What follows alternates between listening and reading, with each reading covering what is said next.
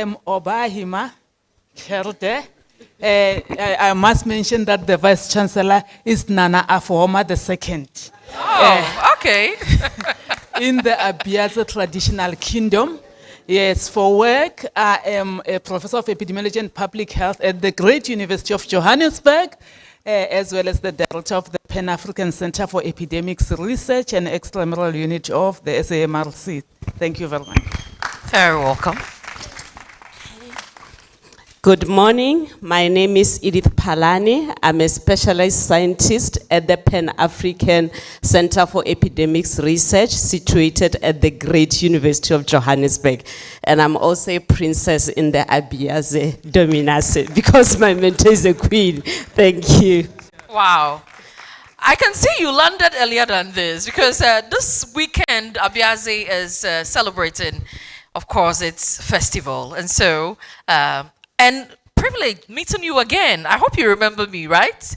Yes, with Dasibre Kwebwusi. So this is my second time meeting you. Great. Please, let's proceed. Good morning, everyone. My name is Emmanuel Spamera from the Open University of Tanzania. The second one in terms of ranking and being in operation for over 30 years. You are warmly welcome. Thank you. Hello, good morning, everyone. My name is Dr. Faisal Ayi. I'm a lecturer and a researcher at the Koforidua Technical University, and it's a privilege to be here to learn from all of you. I'm so excited to be here. Thank you. Thank you. Welcome to Cape Coast. Hello, good morning, everyone. I'm also Dr. Dijamfi Timothy, Koforidua Technical University, also a lecturer and scientist. I'm also honored to be here to be part of the SADC success. You're welcome. Good morning, everyone. My name is Dr. Mark Pimusu. I'm a lecturer and head of Building Technology Department at Accra Technical University, which is the premier university in Accra. Today we are all claiming ownership, right? The bragging rights. Yes, please go ahead. Thank you very much. Dr. Senator Njera Nsokoso, lecturer in the Department of Geography, Federal University, Lokoja, Nigeria. Thank you very much. You're welcome. Good morning, everyone. My name is Atengosi Sogakla. I'm from South Africa, from Cape Peninsula University of Technology, the only technological university in South Africa. Thank you. Good morning, Assalamu alaikum. My name is Dr. Aino Ube Shamsuddin Bolatito from the Islamic University in Uganda. Thank you. Welcome. Good morning, everyone. My name is Professor Bashir Sarkindaji, a lecturer in the Department of Business Administration, Professor of Marketing. I'm a former head of department, former Dean of Student Affairs, and currently the Director Center for Research and Commercialization. Thank you. Good morning, all. My name is Dr. Bashir Musa Said from Waziri Umaru Federal Polytechnic, Burning Kebbi. Thank you.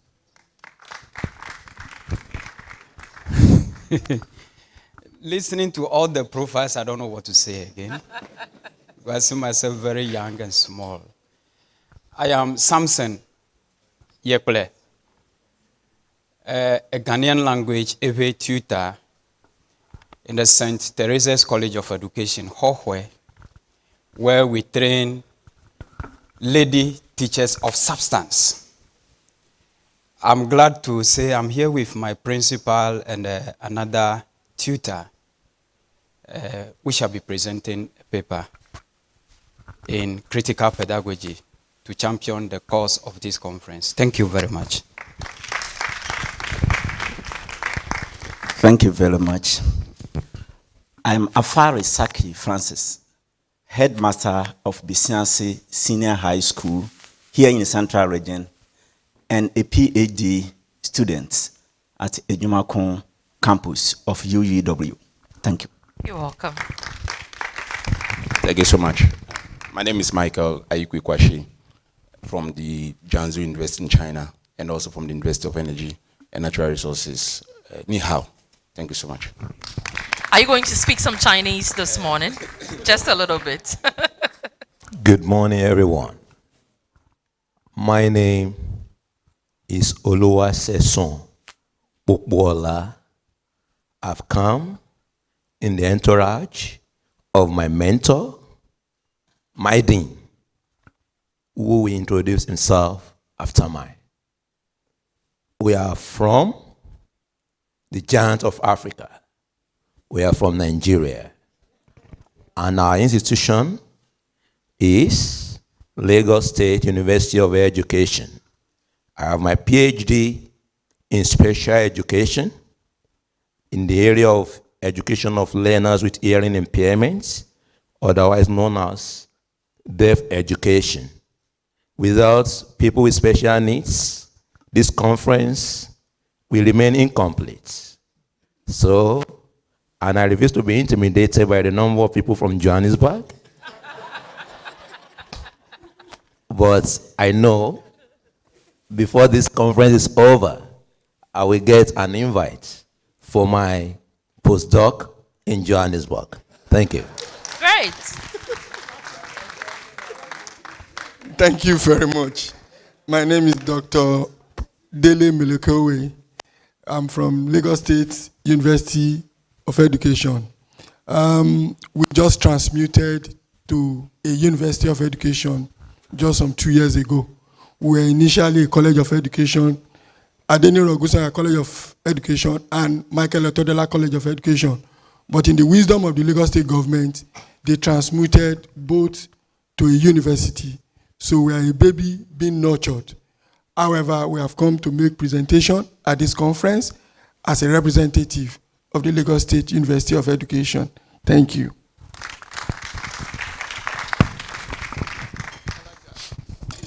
Good morning, everyone. My name is Justice. Justice, not in the form of judiciary. My name, my father gave me that name, Justice. So if you want to know the reason, after you can come to me, I'll tell you why my father gave me that name, Justice. Justice Chide Ngwama from Crawford University in Ogun State, Nigeria. I'm the Director of Academic Planning there. I'm a Professor of Employment Relations and Human Resources Management. Thank you so much. Thank you, sir. Good morning, everyone. My name is Dr. Malemi Umar. I'm from Waziri Umaru Federal Polytechnic, Birnin Kebbi, Kebbi State in Nigeria. I'm also the Director of Academic Planning in that institution. Thank you very much. Salam alaikum. My name is Abdul Aziz Muniru, a PhD student at Kwame Nkrumah University of Science and Technology. I'm an author for this program. Thank you. Thank you very much. My name is Clinton Agbavua. I'm from the great University of Johannesburg. Thank you. Morning, everyone. My name is Monica Namokokujo. I'm a daughter of this homeland, Ghana. Also part of the delegation from the university, or the prestigious University of Johannesburg. I'm glad to be part of a conference that highlights inclusivity and quality education for researchers. Thank you.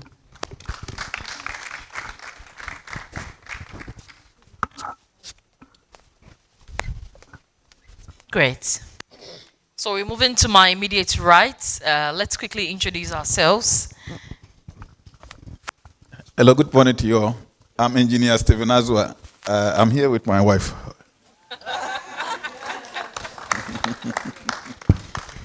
Hello, good morning. I am Professor Mrs. Scholastica Ompakea Azwa. I'm principal for St. Teresa's College of Education, one of the best colleges of female teachers in Ghana. I was also a lecturer at Takoradi Technical University. So thank you so much. Hey, people have introduced themselves. Okay, good morning, colleagues. My name is Dr. Violet Makuku. I'm a quality assurance specialist and director for the Global Quality Assurance Association. Yes, in my own right, I'm one of the first gurus of quality assurance with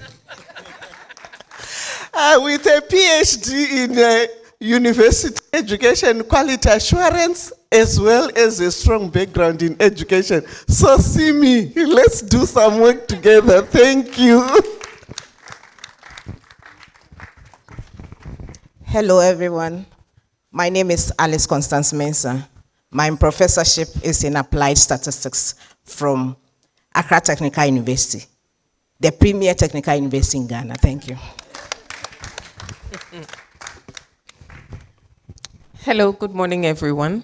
My name is Engineer Professor Abna Ejiwa Obriobwa, the Pro Vice Chancellor of Kumasi Technical University, which we all know to be the best technical university in Ghana. Not the premier, the best technical university in Ghana. Prophet Duchum, hi. Hello, everyone. I'm glad to be here. My name is Frances Yasopunu, a PhD student at the Kwame Nkrumah a PhD student of Kwame Nkrumah University of Science and Technology. I'm here as a researcher, and I also teach in Cape Coast Technical University in the fashion department. I'm open to research. I hope I can meet a couple of you to do research with. Thank you. Okay. I am Nanike Friyo-Zumensa, a research assistant at KNUST. Thank you.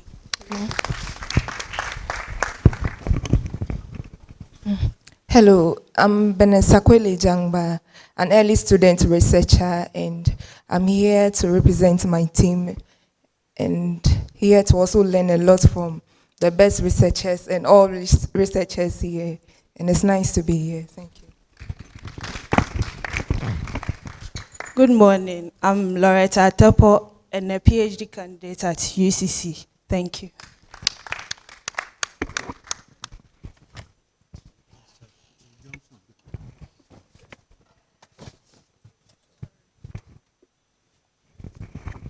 I am Bismarck Chohe, former Vice Principal and now Dean of Students in Teresa's College of Education. My principal is Prof. Scholastica sitting in front, and I'm here also with another colleague there. Thank you. Good morning, everyone. I'm Amos Olubengo from the Africa's most beautiful campus, Obafemi University, Ile-Ife, Great Ife, Nigeria. I am a lecturer at the Department of Demography and Social Statistics. I had my PhD from the Tvucc University in Johannesburg, South Africa. And I do play around at University of Johannesburg. So thank you very much. Hello, everyone. I'm Abna Seche from Amstead. If you want to get the full name, see me later on. University with a long name, but we'll give you skills.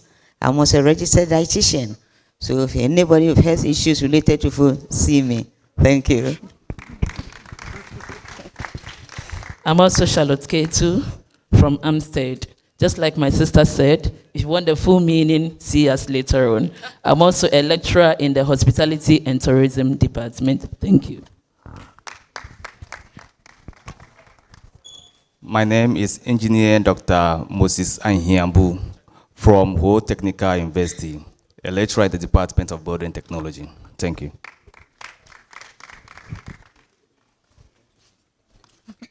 I'm Professor Juliet Paramal, and in the interest of sustainability of relationships, I'm going to not say that I'm from the greatest university in Southern Africa, the University of Witwatersrand, 102 years old.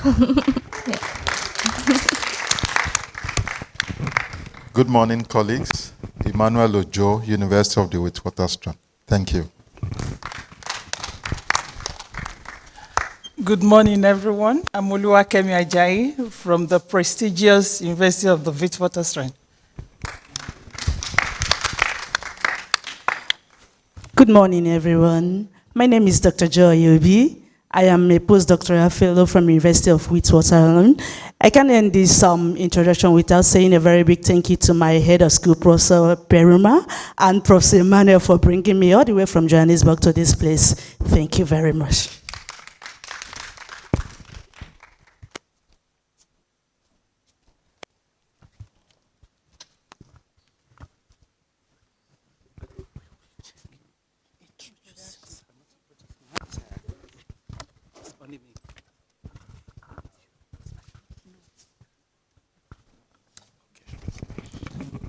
All right, I'm Gabriel Nani from Kwame Nkrumah University of Science and Technology. Thank you.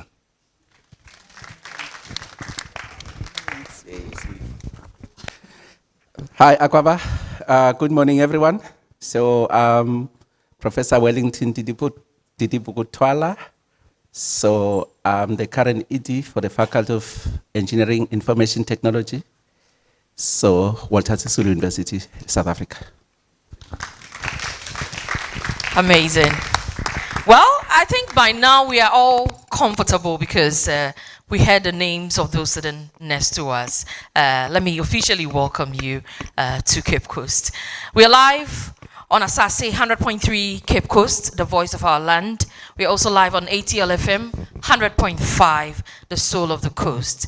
Also live on Eagle 87.7 FM and streaming on other social media platforms. We're moving on. We want to see our angels give us a proper welcome dance from Flowers Gate School, which is a very first private school in Cape Coast.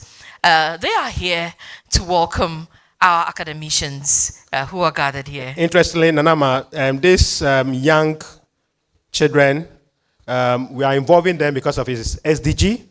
SDG is about them, and in the next few years to come, they'll become adults. So let us catch them young from here, and definitely. Flowers Gate happens to be one of the best private basic school in the central region and in Cape Coast. So all the people who want to go to first class secondary schools, they take their children to Flowers Gate School. And their headmistress is here. In fact, I'm a beneficiary of Flowers Gate School. So my headmistress is here. Hello, good morning. I am Efia Poma, the headmistress of the finest basic school in Cape Coast. We are happy to be here. Thank you. Thank you very much. So Nana, over to you. So let's welcome the Flowers Gate School Cultural Troupe with a round of applause.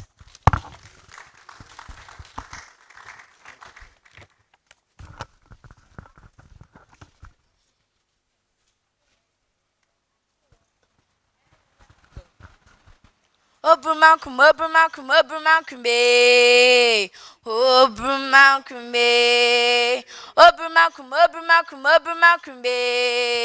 Obrumankum, Obrumankum, Obrumankum, Odapejande, Obrumankum, Odapejande, Osune, Osune, Osune Chinyabwa, Egom Tneyi, Umasuya Suyafo. Abemfo na suapon mu mpenyemfo atwerɛtwerɛfo na esuafo mpenyemfo enuanom na adɔfo mama hom ache mejas wanji menyado ye esuafo a yefi Flowers Gate Schools anapei ehu ye wo ha yereba baka abakosam kakra afa amfantefo hien asawtitu kora wo frɛ no apatampa ho atwerɛhom mijizi de hien nyina ya atidam asawi ho mpopoida se inhun ana ente hwe mfa ho so a oni ye asotie ho abakosame tete ka sum twede yenya akasefo apatampa fi nkasefo ebienum dam nkasefo no nye apata na ampa abakosam twede bra hen na nanem twasa efitechiman abamankesimu no na odu anofa biara Okobran bi metre giant wa poto kasa mu babaku hwan imbenyin no mukor. Iyo kordo impen pima. Imbenyin na wazun kasa no dodara wuwin. Impenyin de se itu onhufo a ihuni imbenyin ye metre de dakuri bize benyin bia kwa aka no nya akokudri gina enye okobran no kwen nokor na kunumu ayeziniye. Bira wogudu kunara na ketesia ahofelfu bia osi pisi tabapo ho na ozi atam ahihye nutun manutun aya kasnara aketesia no shas do results rutun pempem hon twen hon adwene fin okonodo ba no duma wogya akono mbesiafo na wohu za aketesia no zi asaw no aye no tintin mu kade apata ampa yebeka no brofo kasamude you have truly separated the fight embra wasaw dam asaw no yi ebezi kanza wonsa ebienyu nyinara abawa asredo mpene ebien na abawunsem kor iriya na eze wonsa abawa kokodo mpene ebien dem bramenyari Afe yenhwe nzamba wazebo apatampa nzamba wazebo apatampa ni binye adaka akoko ampa aprede na afechua Ndwuma ya tozebo apatampa bitu yemfo bisu shayenkran na bisu kasetia enze yembon impeyimfo damabri won mayan kwam mayan hurka kanchre hom yeda homase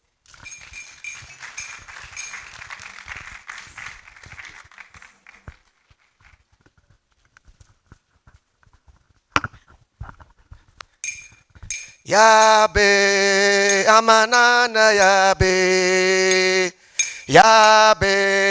amanana yabe FGSKT si amanana yabe FGSKT si amanana yabe woman yenisha yara yenumo woman yenigwa yara yentino Yabe amanana yabe yebe dagola chilo ajide yabe amanana yabe oh yabe amanana yabe FGSKT si amanana yabe oh FGSKT si amanana yabe oh yabe amanana yabe Yebe dagola chiremu Yabe amanana yabe Yabe amanana yabe Woman yenisha yara yenumo Woman yenigwa yara yentino yabe amanana yabe Yebe dagola chiremu ajide yabe Amanana yabe, oh yabe, yabu made, get, oh, ketesi amanana yabe, oh yabe, amanana yabe, yebeza, ho, ijina wojan. Impenyini fe ya mawate nasiyo Impenyini fe ya mawate nasiyo ate nasiyo Impenyini fe ya mawate nasiyo Bibia ye fidi boko ajide Impenyini fe ya mawate nasiyo Impenyini fe ya mawate nasiyo ate nasiyo Impenyini fe ya mawate nasiyo Baby, I fit the boko. Ho Wambra yesumo yami. Wambra yesumo yami. Wambra yesumo yami. Wambra yesumo yami. Ibiruko wambra yesumo yami. No yami wo wambra yesumo yami wambra Yesu monyame. Oh, wambra Yesu monyame. Wambra Yesu monyame. Ibiriko wambra Yesu monyame. No nyame wowa. Yabe shoyine. Ye yansho. Yabe shoyine. Ye yansho. Kwesi jane no zitama boni yabe shoyine. Ye yansho. Yabe shoyine. Ye yansho. Kwesi jane na. Obine na obine ja. Obine na obine ja. Obine no de tamabu. Obine na obine ja. Obine no de tamabu. Esi kwansi mama kwa wali benyi no zeka. Esi kwansi mama kwa wali benyi no zeka. Buma de. Esi kwansi mama kwa wali benyi no zeka. Esi kwansi mama kwa wali benyi no zeka. Namina Rebecca Omeja Rebecca esi kwansi me. Namina Rebecca Omeja Rebecca esi kwansi me. Esi kwansi mama kwa wali benyi no zeka. Eka yeye o Oka funi mukunsu na mereba waridameka. Eka yeye o Oka funi mukunsu na mereba waridameka.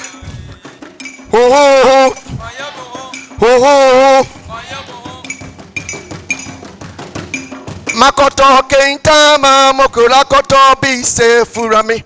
Ato kentama mokura koto bise furami. Muwini yo mekakayo mayokra fubeniya ye. Muwini yo mekakayo mayokra fubeniya ye. Mukunu kwame mukunu kwame osanseni.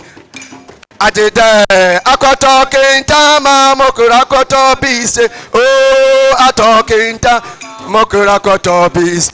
Oh mi wini yo mekakayo mayokra fubeniya ye. Mu wini yo mekakayo mayokra fubeniya ye. Mukunu kwame mukunu Eya bumade Wafaye senguma waria mami ya mewo. Oh wafaye senguma waria mami ya mewo. Adide wafaye senguma waria mami ya mewo.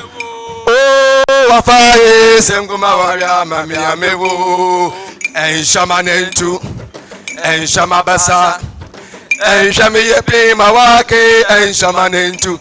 Anite wafaye senguma waria mamiya. Oh anite wafaye senguma waria mamiya. Ijina wojan eya dandawe. Obi mire obi woyino. Obi mire obi woyino. Ajide obi mire obi woyino. Obi woyino. Me yara me yobalo bisamida. Mami muhuye. Me yara me yobalo bisamida. Mami muhuye. Ejanke obi woyino are cheche wafono nipa ho. Obi mire obi woyino. Boma bi mire obi woyino. Obi mire obi woyino. Obi mire obi woyino. Me yara me yobiaro bisamida. Mami wuye. Me yara me yobiaro bisamida. Mami wuye. Ejanke obi woyino are tete wafono nipa ho.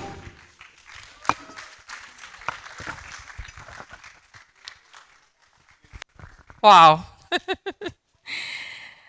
So this is a true welcome to Fantasyland.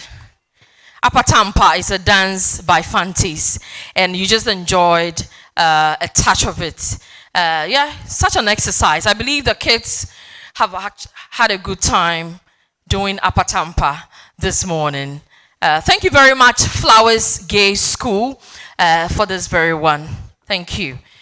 Right, so we're moving on to what is next on my itinerary here. Don't forget, we are live on Asase 100.3 Cape Coast, the voice of our land, live on ATL FM 100.5, also live on Eagle 87.7, and streaming live on the Cape Coast Technical University Facebook platform. Now, Professor Chair has already accepted to be with us in this journey, but he is next on my program to give us a speech by scientific chairman of the SCDRC conference. And so, ladies and gentlemen, let's give it up for Professor Joseph M. Mojeku from the University of Lagos, Nigeria.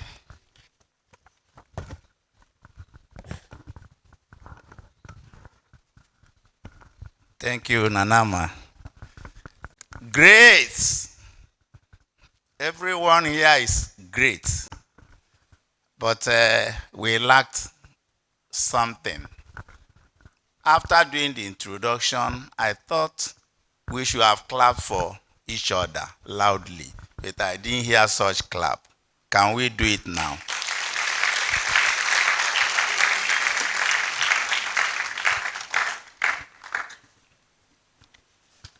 It was capped up with the Pampa dance. Am I right?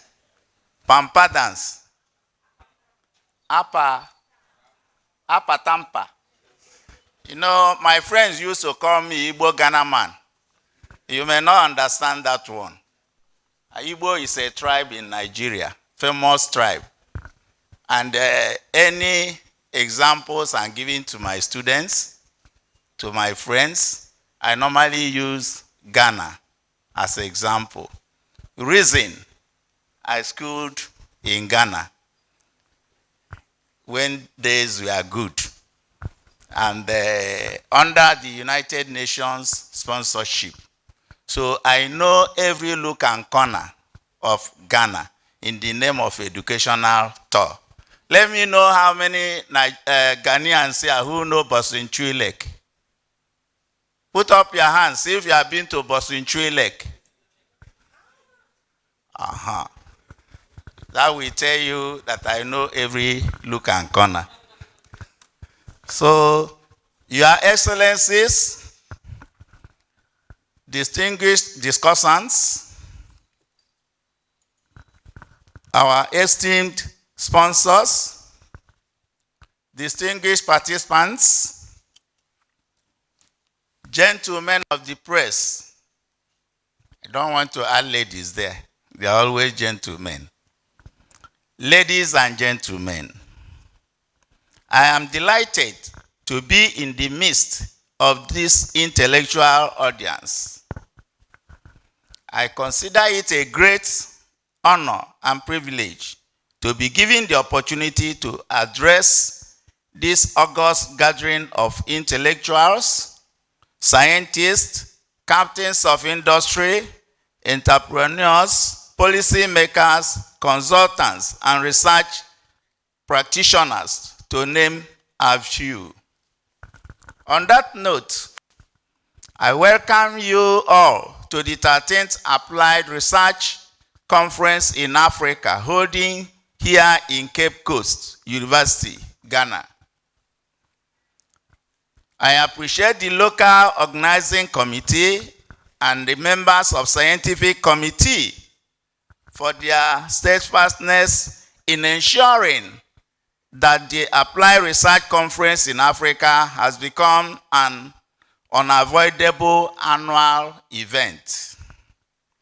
This year's conference has attracted scholars and researchers from diverse backgrounds in Africa and beyond. The aim of the Applied Research Conference in general is to provide a platform for capacity building and networking among researchers in Africa on sustainable development goals. Therefore, the theme of 2024 conference is titled, inclusive and equitable quality education, and lifelong learning opportunities for researchers, which constitutes one of the United Nations Sustainable Development Goals. Sustainable education is the focus of the Goal 4 of the SDGs, which is concerned with inclusive, equitable, and quality education and the promotion of lifelong learning opportunities for all and for future generations. It is expected that this year's conference will provide a veritable platform for capacity building and networking among researchers in Africa, as well as collaborating with their counterparts in other continents. Specifically, the sub-themes include to ensure free, equitable, and quality primary and secondary education, leading to relevant and effective learning outcomes. 2, to have access to quality early childhood development care and pre-primary education for the children to be ready for primary education. And 3, in addition to that, to ensure affordable quality technical, vocational, and tertiary education, including university education. Also, to record substantial increase in the number of youths and the adults who have relevant skills, including technical and vocational skills for employment, decent jobs, and the entrepreneurship. Experiences have shown that human capital development is an important tool used in the contemporary world to succeed. The knowledge that is attained through education helps to open doors to a lot of opportunities for better prospects in life and career growth. As one of the famous philosophers said, if you wish to plan for a year, sow seeds. If you wish to plan for 10 years, plant trees. But if you wish to plan for a lifetime, educate or develop people. Education has been viewed as an escape route from poverty, a primary source of national prosperity, and the foundation of egalitarian society devoid of all forms of discrimination.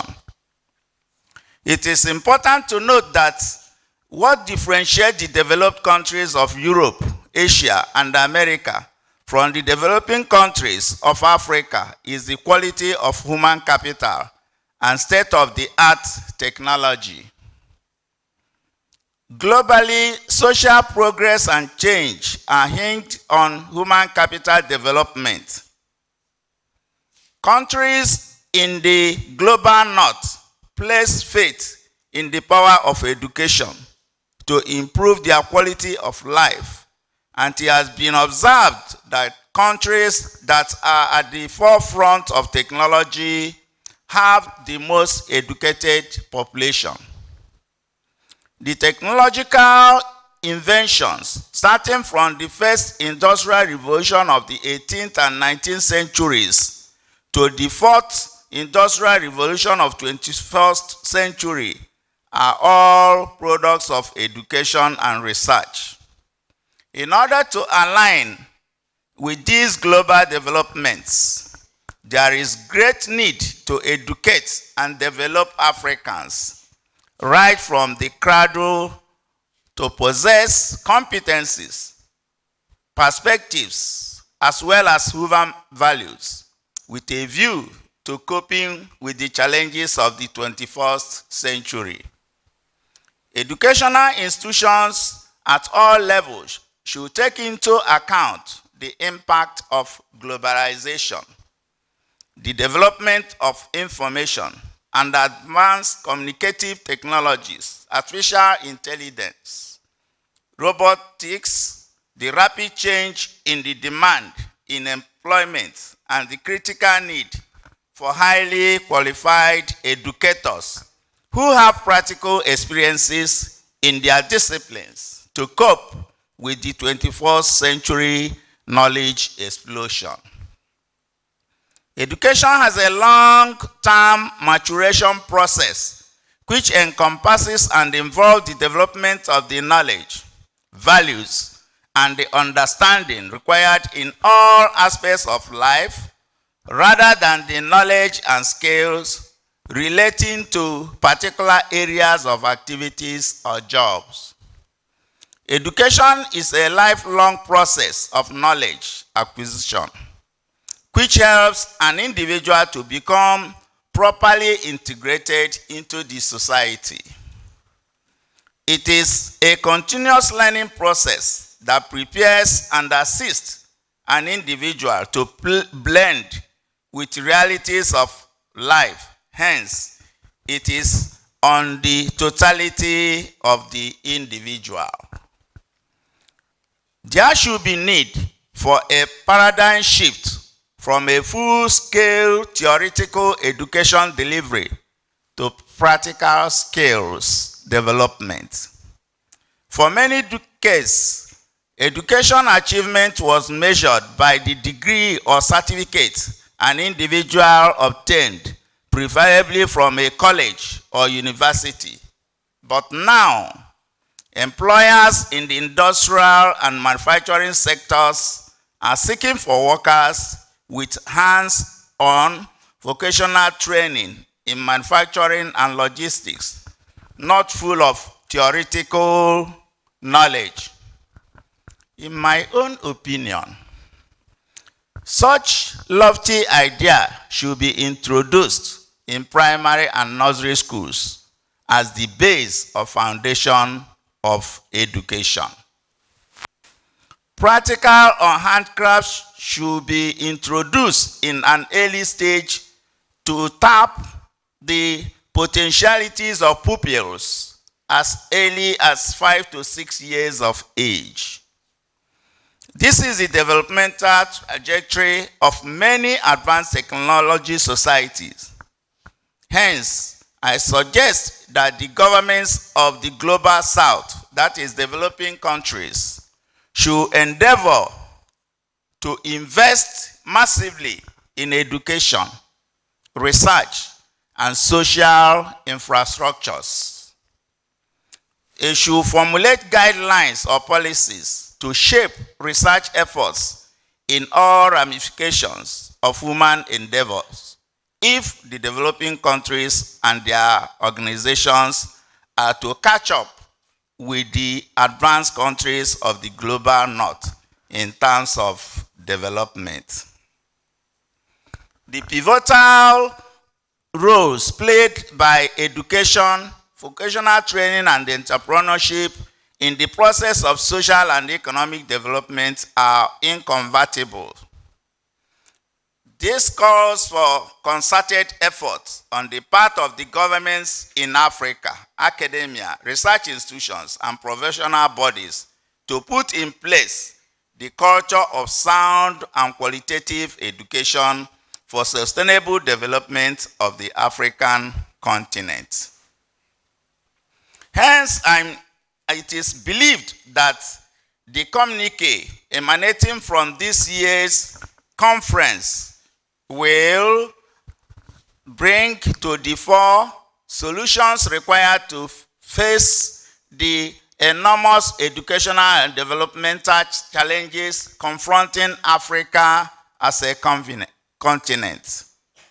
The communique will also assist and sensitize relevant stakeholders, including various governments of African countries, policy makers, public-spirited individuals, and organizations on the need to pay more attention to education and applied research. This can be done by increasing annual budgetary allocations to fund education at all levels of applied research and to provide research grants to researchers so that the United Nations Sustainable Goals can be achieved in the African continent. Once again, I welcome you all to this conference, and I wholeheartedly appreciate your participation. I wish you all the pleasurable interactions and networking throughout the duration of the conference. Enjoy your stay in Ghana. Thank you very much.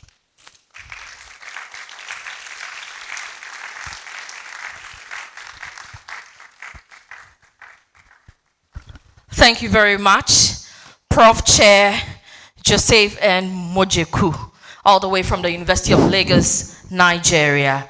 For the benefit of those who just tuned in and are listening to us live on radio and online, this is the 13th Sustainable Education and Development Research Conference 2024, ongoing at the SGS, the School of Graduate Studies at the University of Cape Coast Auditorium. Next on my list is also a very important personality in our midst, and that will be done by the Public Relations Officer of the Cape Coast Technical University, joining me here to do the introduction. Please, let's show some love. Well, before Felix want to do that, as Professor Mojeku is a Ghana man. When you go to his office, everything is about Ghana. In fact, at the University of Lagos, they don't identify him as a Nigerian. They identify him as a Ghanaian. And so that is how, he wants to, in fact, he has a dual citizenship. Yes. Thank you very much. Felix, over to you. Thank you, Prof. Chair, please permit me to read the profile of Professor Kweku Educhum Eyimbwachi. Kweku Educhum Eyimbwachi is a professor of tourism and hospitality management at the University of Cape Coast, Ghana. He served as the Dean of International Relations. Professor Bwachi holds a PhD in tourism from the University of Cape Coast, Ghana, and a postgraduate diploma in hospitality operations in 2004 from Georgia State University, Atlanta, USA. He is currently being the head of the Department of Hospitality and Management and a Vice Dean of the Faculty of Social Sciences, both at the University of Cape Coast.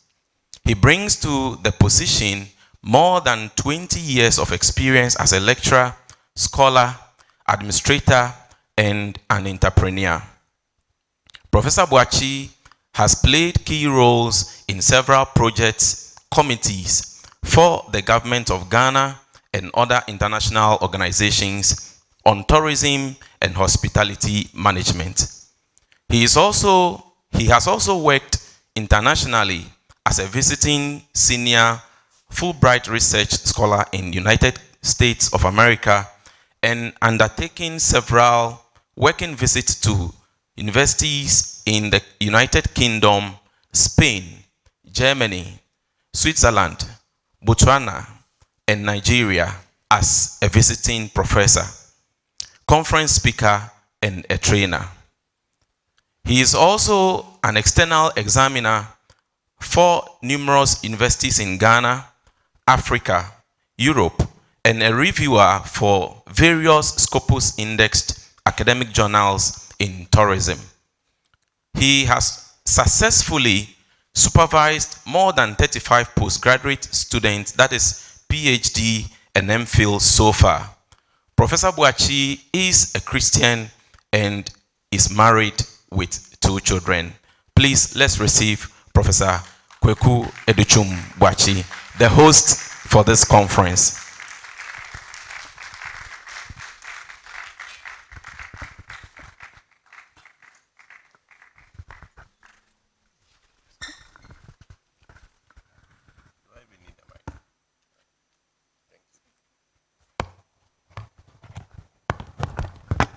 was wondering whether I need a mic, but Professor Chairman, should I call you a Nigerian or Nigerian? Based on what we've learned about you're a Ghanaian. Absolutely. We should give him one before. I thought we did when we came there.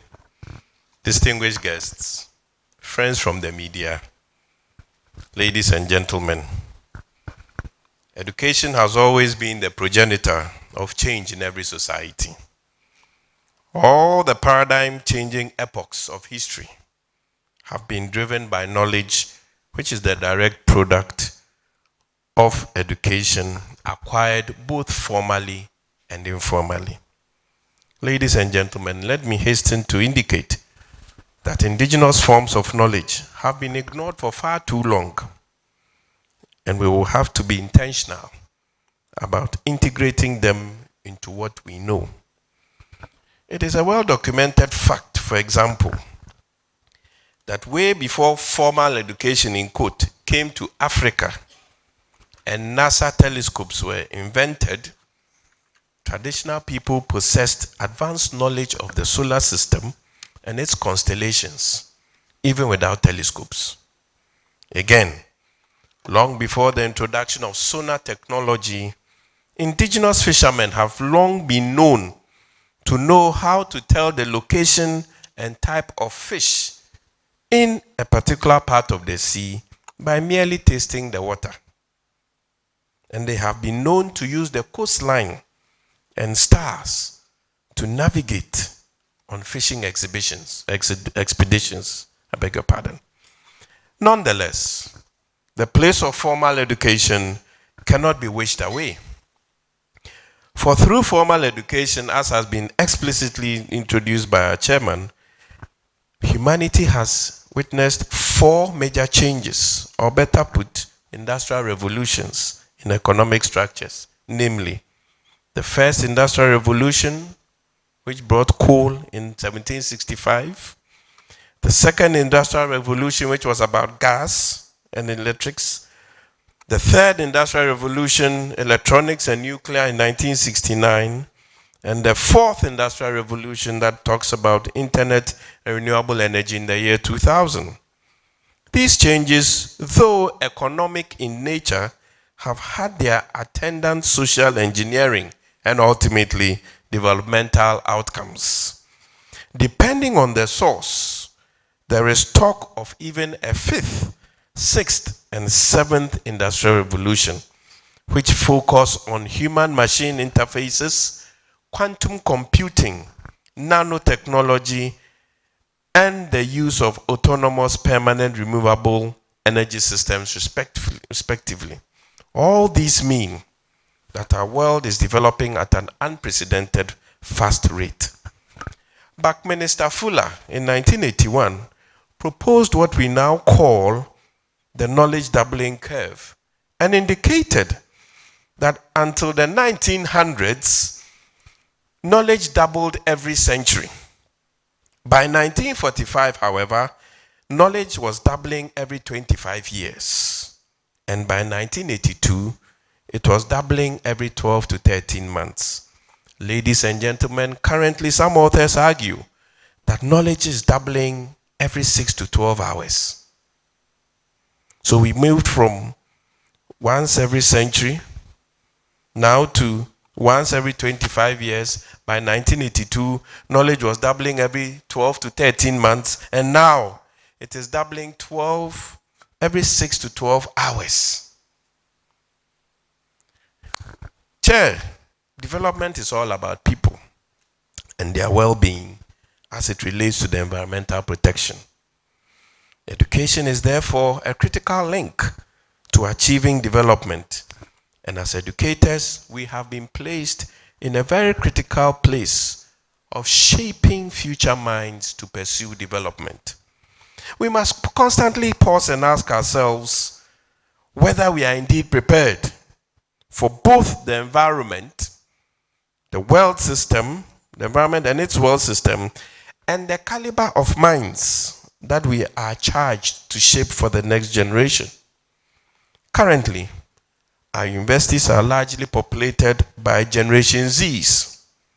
But in the next 5 years, the latest generation, Generation Alpha, will enter our institutions of higher learning.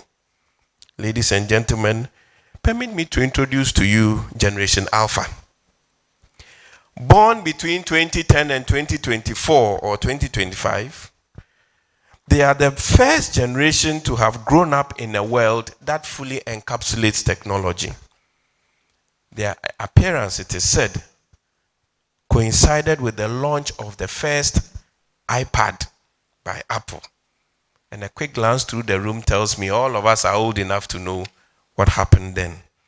This group is also described by Cctu 2020 as the best educated generation ever, the wealthiest, and the generation more likely than any in any past century to spend some or all of their childhood in living arrangements with both or one of their single parents.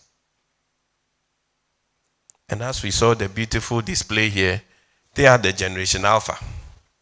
They are going to dance their way to our universities. Are we ready for them? Chair, according to authors, Generation Alpha is most prone to distractions and has declining social skills, shortened attention spans, and brains that have been hijacked by addictive forms of social media.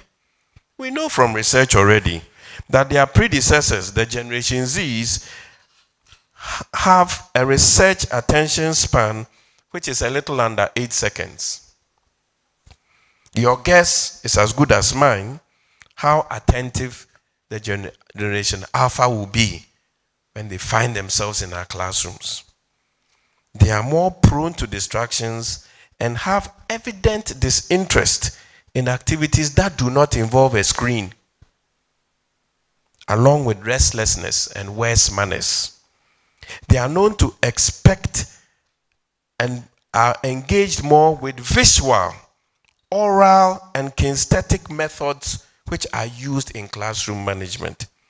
Ladies and gentlemen, Mr. Chair, Prof. Chair, all this means that we as educators have a more daunting task to change our methods of formation to ensure we can educate our students in a manner that positions them for sustainable development. Cape Coast Technical University is proud to be associated, therefore, with such an important platform offered by this audacious international conference. And we hope that the rich knowledge that is going to be shared here is going to be leveraged by all of us to enrich the content we pass on to our students. On that note, on behalf of management of Cape Coast Technical University, we wish to warmly welcome all of you to this conference, and we wish you successful deliberations. Thank you.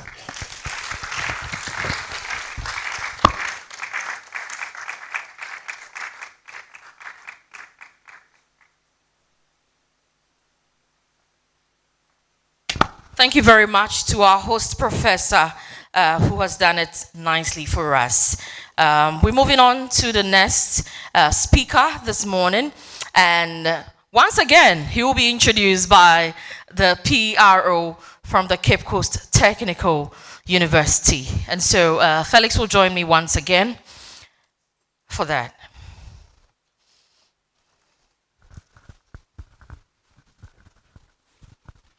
Thank you, Nana. Prof. Chair, permit me to read the profile of Professor Letokwa George Impedi, the Vice Chancellor of the University of Johannesburg, South Africa. Letokwa George Impedi completed his B. Juris and LLB at Vista University.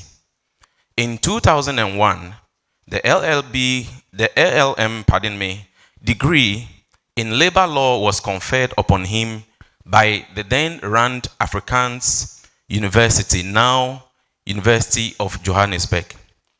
He twice received the DAAD award in 2000 and 2001 for the purposes of researching in Germany for his LLM dissertation and LLD thesis respectively. Upon completing his LLB, he was employed as a junior lecturer in the Department of Mercantile Law at Vista University, Mame Lodi campus. He joined the Center for International and Comparative Labor and Social Law at the then Rand Afrikaans University as a researcher in 2000. In August 2003, Professor Impedi accepted a position as a research fellow at the Max Planck Institute of Foreign and International Social Law in Munich, Germany. Upon his return from Germany in 2006, he was employed as a deputy director at CICLASS. The University of Johannesburg conferred on him the LLD degree in mercantile law in the same year.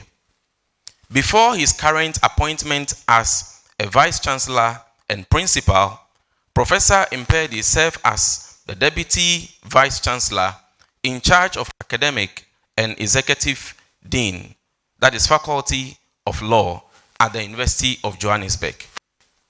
He lectured labor law and social security to LLB, postgraduate and certificate students, and has delivered papers at numerous international and national conferences.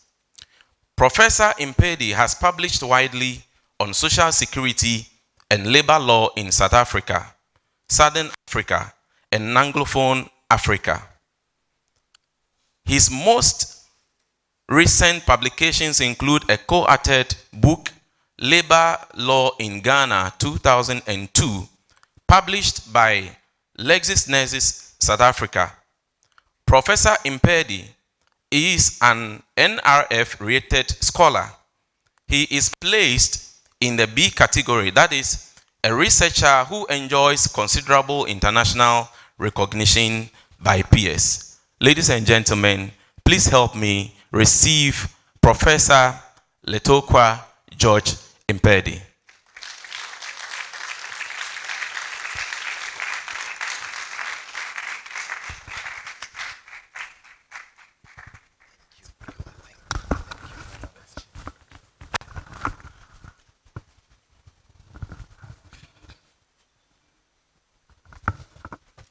Thank you very much for the wonderful introduction. Professor Chair, I was listening with great interest when colleagues talked about whether you should be referred to as Nigerian, Ghanaian, Nigerian, and I said I was only coronated yesterday. Perhaps I shouldn't enter the fray because I wanted to throw in the debate about Jollof. I heard that is raging. Which country has the best jollof? But I'm still new, so let's reserve this maybe to this conference maybe in 10 years' time. Let me start by acknowledging our host, the Vice Chancellor, Professor Tvucc. I hope I pronounced his name correctly. Fellow Vice Chancellors, distinguished guests, of course, the delegation from the great University of Johannesburg. Ladies and gentlemen, good morning. Of course, I know you won't answer with energy because I didn't say your universities are great. Good morning, ladies and gentlemen. You know, I always say, same curriculum, just different campus. You'll be good in some other areas and will be good in other areas. For example, when Professor Bamfo Echie reached out to me, I couldn't resist, answering, positively that I will be here because I was really, excited, and I'm still excited. And the word that excited me was sustainable on the theme of this conference. Anything with sustainability, then you are speaking our language at the University of Johannesburg. Of course, you'll understand, being number one in Africa, because of your contribution to Sustainable Development Goals for several years in a row is no small feat. Being number 36 in the world in terms of your contribution to Sustainable Development Goals is not a small feat. To have been ranked number 1 in the world for your contribution to the realization of SDG 1, no poverty, is no small feat. But that is a discussion for another day. Before I upset you, it is an honor and a privilege to address you this morning at this timely conference under the theme, my presentation is titled, firstly, the theme of the conference, which is, inclusive and equitable quality education and lifelong learning opportunities for researcher, very timely. The title of my presentation this morning, or my address this morning, is the legal framework of achieving inclusive and equitable quality tertiary education in Africa, ladies and gentlemen. There is an African proverb that says, knowledge is like a garden. If not cultivated, it cannot be harvested. Ladies and gentlemen, knowledge is like a garden. If not cultivated, it cannot be harvested. When we talk about a changing world, understanding that through the lens of the fourth industrial revolution, there are systemic shifts, we are called to respond accordingly in order to remain relevant. At the heart of this response, ladies and gentlemen, is reframing education systems. This task is not one that views the fourth industrial revolution as simply a technological shift, but rather a societal overhaul. Ladies and gentlemen, in 2002, reflecting on the role of higher education amid a changing landscape, P. Hicks argued that the role of universities should be to contribute to society, serving the needs of the state and the economy. He suggested that universities should take on the responsibility of focusing their teaching and research efforts on empowering communities and enhancing their self-sufficiency, and they should play a pivotal role in identifying and tackling key social issues and be committed to generating new knowledge aimed at solving these problems. Ladies and gentlemen, it doesn't have to stand on top of the mountain and say, look at us, we are the best. The question is, what are you doing for the hungry? What are you doing about unemployment? What are you doing about poverty? And that calls for a different type of a university, especially for Africa. Certainly, the issue is that universities tend to stand, look, we are the oldest, we are the youngest, we are the sexiest, and so on. And you look at what are this university doing for ordinary people? Nothing. And that is what needs to change. And this is how we need to measure universities in terms of what do we do for the marginalized amongst us, the forgotten people. More than 2 decades on, ladies and gentlemen, from this sentiment and Hicks' words hold true for higher education institutes across the continent. The mandate, ladies and gentlemen, of higher education institutes could be considered to stretch far beyond teaching and learning. This mandate includes achieving inclusive and equitable quality tertiary education. Yet, in order for us to move beyond this rhetoric, ladies and gentlemen, it is necessary to have a guiding legal framework. Of course, there is country-specific legislation regarding higher education. While this differs from state to state, there is broad consensus around access and inclusivity, quality assurance, funding mechanisms, and curriculum development. It is important, ladies and gentlemen, to note that education is fundamentally a human right, meaning that it is inherent to all humans. It should not be something that is reserved for the wealthy. It's something that should be accessed and accessible to all. Ladies and gentlemen, it is formally recognized in the Universal Declaration of Human Rights as a human right. Article 26 states, everyone has the right to education. This human right, ladies and gentlemen, is further protected by constitutions across the world with reference to specific groups and contexts. That means that education is legally guaranteed to all people, and states are obligated to protect and fulfill this right. This human right, ladies and gentlemen, is fundamental not only for social well-being, but also for development, particularly in underdeveloped regions. States thus have a duty from multiple angles to ensure that this right is realized. In terms of higher education, the Universal Declaration of Human Rights outlines the right to equal access to higher education on the basis of capacity made progressively free. This envisions accessible higher education to everyone based on their ability, while ensuring that financial constraints do not hinder anyone from pursuing further education. What is intriguing, ladies and gentlemen, in this regard is the regional response and call to action. From a regional point of view, African countries have and continue to collaborate on various initiatives to promote education. For example, the African Union's Agenda 2063 serves as a strategic framework for the socio-economic transformation of the continent, which includes goals for education. It outlines that Africa's human capital will be fully developed as its most precious resource through sustained investment in education. The agenda outlines the creation of a knowledge society through interventions in education. In particular, there is a focus, ladies and gentlemen, is on promoting science, technology, engineering, and mathematics education and skills development, strengthening research institutions and encouraging innovation, strengthening research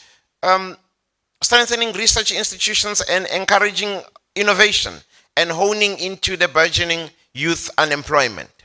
Similarly, continental education strategy for Africa aligns with the educational objectives of Agenda 2063. Ladies and gentlemen, this comprehensive policy framework, which is described as Africa's response to the SDGs, is envisioned as a way to reorient Africa's education and training systems to meet that knowledge, competencies, skills, innovation, and creativity required to nurture African core values and promote sustainable development. Ladies and gentlemen, it aims to improve the quality and relevance of education at all levels, enhance access to education and training at all levels, with a focus on equity and inclusion, promote effective teaching and learning practices, improve educational infrastructure and facilities, and strengthen partnerships. Some of the interventions in this regard include continuous professional development and support to teachers, curriculum reform, and establishing robust systems for monitoring and evaluating educational outcomes. The strategy, ladies and gentlemen, states in no uncertain terms, Africa is ushering into an era that most observers, apologists, and pundits are predicting will determine its destiny as the continent of the future. But to fulfill this promised bright future, the continent has to come to terms with its education and training systems that are yet to fully shed the weight of its colonial legacy and its own tribulations as a relatively new political and economic entity and player in the world arena. Ladies and gentlemen, the African Quality Rating Mechanism was established by the African Union Commission to enhance the quality of higher education institutions in Africa and to promote a culture of quality. There is a view, ladies and gentlemen, to develop a harmonized quality assurance framework across African higher education institutions. I was so happy earlier when you introduced yourself, ma'am, as somebody who's a guru in the area of quality assurance. We need consistency in quality throughout the continent. Even in a country, a specific country, we need consistency. We need to have a situation where they say you come from country X, you train in country X, and people know that across the board there is quality. We need people to know that if you studied in Africa, across the board there is quality. And we don't have that, this one is better than that one, that quality, can be assured throughout. This mechanism, ladies and gentlemen, provides higher education institutions with a tool for self-evaluation and improvement, and enables institutions to benchmark their performance against regional and international standards.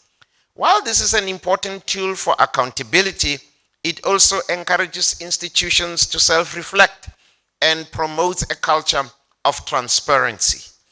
These regional agreements are important, ladies and gentlemen, for enhancing the quality and accessibility of higher education in Africa. They outline a foundation for collaboration and standardization. While these tools serve as a guiding force, there has to be a push towards implementation. It's one thing to have these rules on policy documents, but it's another thing to have them implemented. For instance, there are limited financial resources there are limited financial resources impact the ability to expand access and improve quality. Ladies and gentlemen, investing in education is not a waste of money. It's an investment. Ladies and gentlemen, inadequate infrastructure in many regions hampers educational delivery.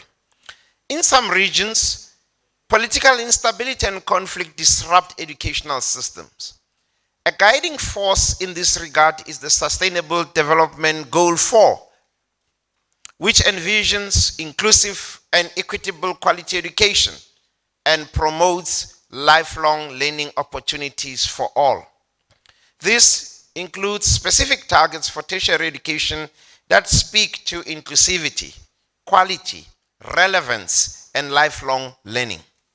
Achieving these goals, ladies and gentlemen, requires policy reform, financial support, capacity building, and international cooperation. If we are to subvert Africa's narrative and ensure implementation, we also have to be acutely aware of the changing landscape.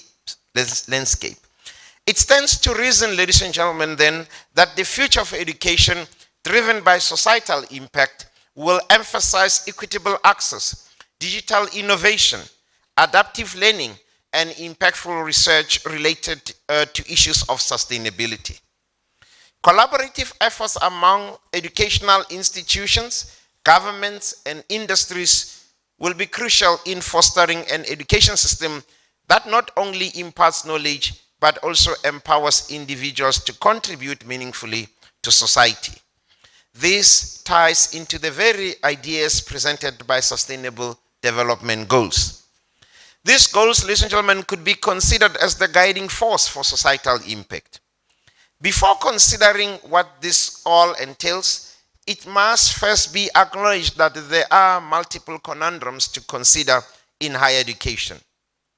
These are the sweeping trends that have the innate potential to change the higher education sector in radical ways. The question for leadership in higher education is, how do we harness these changes to propel us in a direction where we are positioned to provide access, maintain and accelerate knowledge production for the benefit of society, meaningfully contribute to the public and social good, and keep abreast of the shifting terrain that poses challenges constantly? What do the sages say about the future of higher education, ladies and gentlemen? On the radar currently, and for the foreseeable future, are the sweeping changes in technologies and the advent of artificial intelligence, a crucial technology in the fourth industrial revolution. Ladies and gentlemen, these technologies have arrived like a tsunami and can and must change the traditional ways of teaching, learning, and research. This impact on research integrity, authenticity, academic codes of conduct, and other ethical considerations. While these advances can be of enormous benefit to higher education in terms of monitoring or designing customized interventions for students, ladies and gentlemen, there also needs to be sectoral considerations for ethical frameworks to govern the usage of technology, especially at the technology and human interface.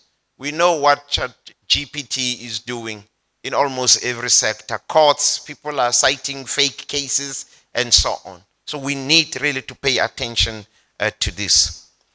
Ladies and gentlemen, in the area of research, of course, we have all heard about the recent withdrawal of research papers globally. And these are from credible publications. So we definitely need to interrogate data and really come up with mechanisms to ensure data integrity. Universities, governments, consumers of research and research entities must be vigilant. There are also further considerations for the sector related to the very notion of the future of education through the lens of societal impact. Ladies and gentlemen, drawing on lessons learned during the pandemic, higher education can renew and discover fresh parallel campuses that can reside in the digital space, which we are exploring at the University of Johannesburg, for instance. The demand for access that plays itself out annually could be assuaged through digital mirrors of our campuses, drawing on the benefits of technologies to contend with the access dilemma. Just to give you an example, for 10,900 seats at the University of Johannesburg for this academic year, we received over 600,000 applications, which meant that we had to turn away people who met our minimum requirements but who would have qualified to study with us. So we have to find ways to accommodate these students. Remember my point earlier that education should be inclusive and accessible to all. Ladies and gentlemen, while these technologies can be used to create, and replicate existing structures, of course, that alone is not enough. It requires disruptive shifts to our pedagogical approaches to teaching, learning, and research. Universities, ladies and gentlemen, also need to adapt to a rapidly changing digital environment and must consider the needs of future learners. We heard earlier from the Vice Chancellor about the short attention spans and so on. We have to accommodate as university students who may come and say, I don't want your degree. I want to learn A, D, and Z and leave you alone. Today, there are discussions about micro-credentials. There are debates about staking of these micro-credentials and so on. And the silence on the African continent in terms of this is deafening.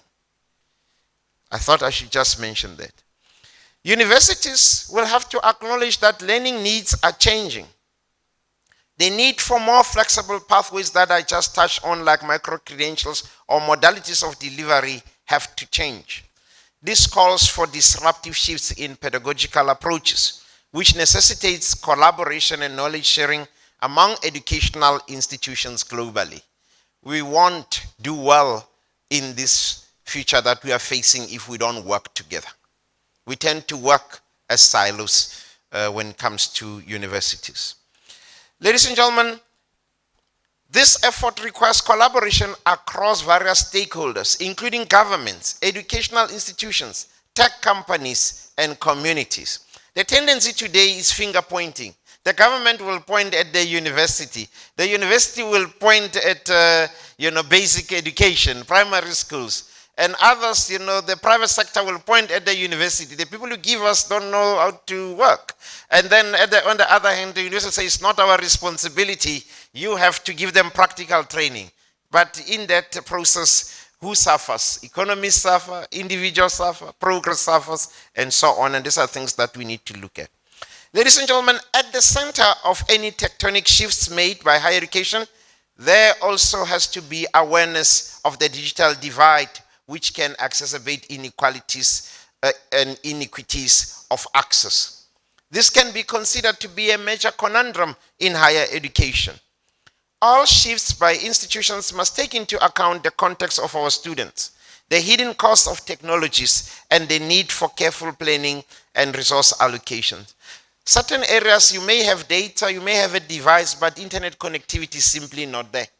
Those are the issues that must be looked at and resolved. Ladies and gentlemen, it's a fallacy that quality education delivered online is cheaper and thus require less resources. Actually, online education is more expensive than just chalk and talk on our campuses. Across the continent, we have to implement the overarching 4IR plans that speak to this shift. Further, ensuring that digital education is of high quality and appropriately resourced involves strategic planning and investment from various sectors. So online education does not mean dumping slides on learning platforms. It goes beyond that.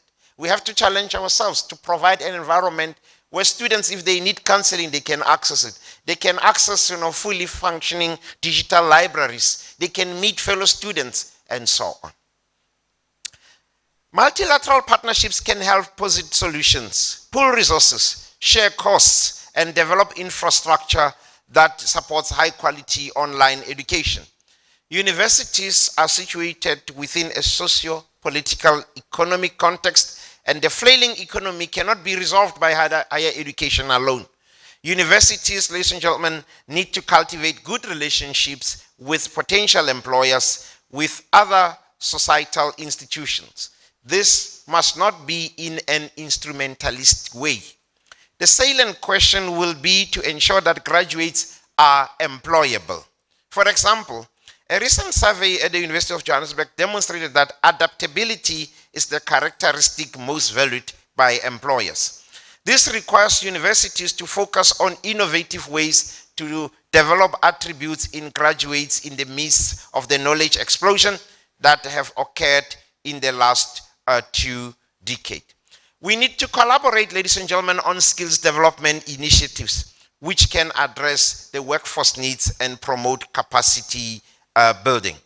We also need to facilitate the transfer of technology from research institutions to industry, which can, in my opinion, stimulate innovation and economic growth. Another important point we need to focus on is to support entrepreneurship that will ensure that startup incubation can spur economic development and job creation. We should guard against graduating job seekers. Yes, there will be job seekers, but we must also graduate job creators. Another important point that I would like to touch on as I conclude, ladies and gentlemen, is that our governments must ensure quality and accountability without stifling the independence of these institutions. In this regard, it is important to note that higher education also operates under other legal frameworks, such as labor law. For instance, labor law encompasses regulation that governs the relationship between employers and employees within the higher education institutes. It includes stipulations on employment contracts outlining job terms, salaries, benefits, and working conditions. So, ladies and gentlemen, in conclusion, these legal frameworks should all work in tandem. While universal, regional instruments provide guidelines for states' approach to education. This is further protected by individual constitutions, which ensure that institutional autonomy is guaranteed with relevant governance mechanisms. Institutional autonomy and relevant governance mechanisms are not mutually exclusive. These higher education institutes do not exist in silos, but help give effect to other laws that ensure freedom, equity, justice, and access. The institutional bodies that promote quality mechanisms serves as a tool for accountability and ensure that education as a human right is realized with a view to have societal impact. To paraphrase the words of Kwame Nkrumah, we shall measure our improvement by the quality of education. This is a task we simply cannot afford to fail. Ladies and gentlemen, I thank you for your attention. and I wish us a fruitful conference. Medasi P.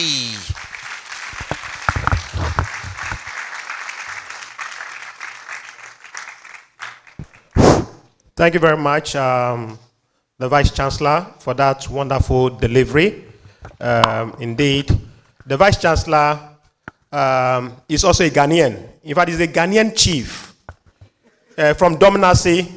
He has his queen mother here, and on Saturday, we'll be climaxing his installation as a chief in Dominacy. So we are all going there on Saturday. We are going to Dominacy to visit where he reigned as one of the chiefs at that area by kind courtesy of Dasibre Kwebu Ewisi. So, Prof, Aiko, since Rebecca Fantio, Rebecca Fanti. I'm still learning. No, you can't learn. I'm still learning. You are a chief. Rome was not built in one day. Thank you. One thing I want to tell you, on Saturday when I'm on the palanquin, you mustn't address me directly. You must speak through a linguist. Accepted, Nana. Thank you very much. Nanama, on this note, whilst the prof was speaking, in fact, he has a Ghanaian name as a chief. Please, Queen Mother, mention the name. Nana Afoma II. Thank you. That is it. Honorable Minister, so that's your chief. Thank you. So we'll do a special introduction of the minister, the deputy minister, who is representing the President of the Republic of Ghana. And this is SDG in education. And so the president thought it wise to have someone from education. Very soon we'll be getting an introduction of him. So Nana, over to you. Great, thank you very much.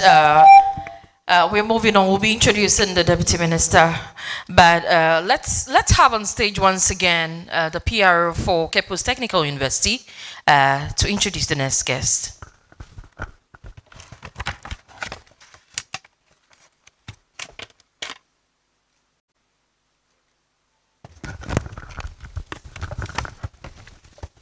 Thank you very much, Nana.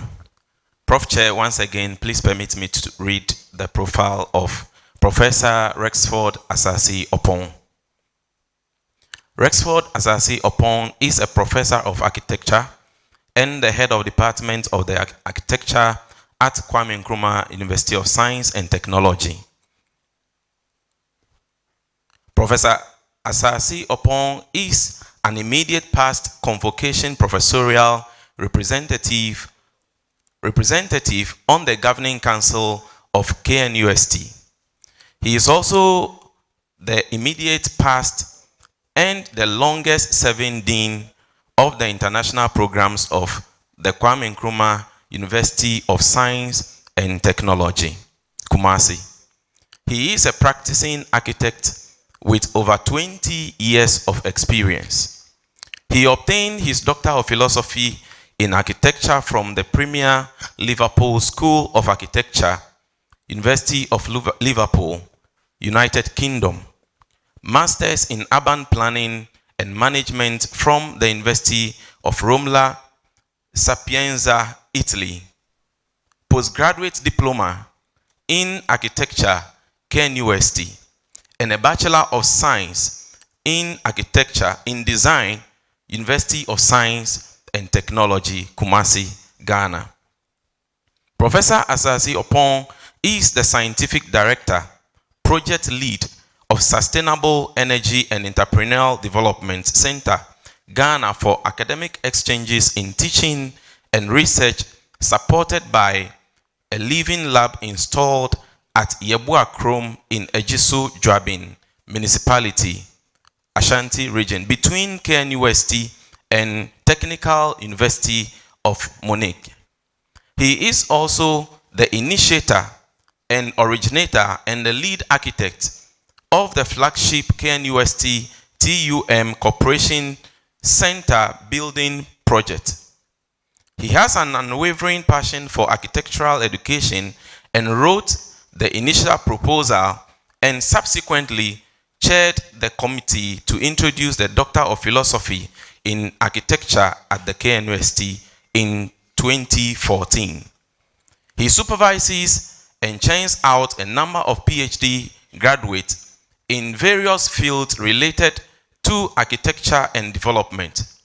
He supervised and mentored the first ever female to obtain a PhD architecture degree in KNUST and Ghana in general. He serves on high-profile institutional councils, committees, and bodies. He represents the National Council for Tertiary Education, now GTEC, on the Governing Council of Koforidua Technical University in Ghana. He serves as the member of the KNUST Executive Committee and the Planning and Resources Committee for 5 consecutive years. Professor Asasi Opong's passion for teaching and grooming young generation is expressed through his strict discipline founded on ethical life and behavior. He teaches architectural history at the undergraduate level and philosophy of social sciences, architectural history and theory, as well as research methods at the MPhil, PhD levels in the Department of Architecture, KNUST. Professor Asasi Opong has led studies for development of rural and urban areas in Ghana. He believes in the Ghanaian lexicology as a tool for sustainable development. He serves as a development expert to a number of organizations locally and internationally. Professor Asasi Opong has unwavering passion for rural development. This is evidenced by his membership as a former director and chairman of Asante Achim Rural Bank in Ghana. His teaching, research, and developmental services transcend the boundaries of the university. He is a traveler, a sojourner, and he believes in the Presbyterian discipline and a member of the Christ Congregation, Presbyterian Church of Ghana, KNUST. He is married to Mrs. Lydia Asasi Opong with children. Distinguished academics, please, with a round of applause, let's receive Professor Rexford Asasi Opong.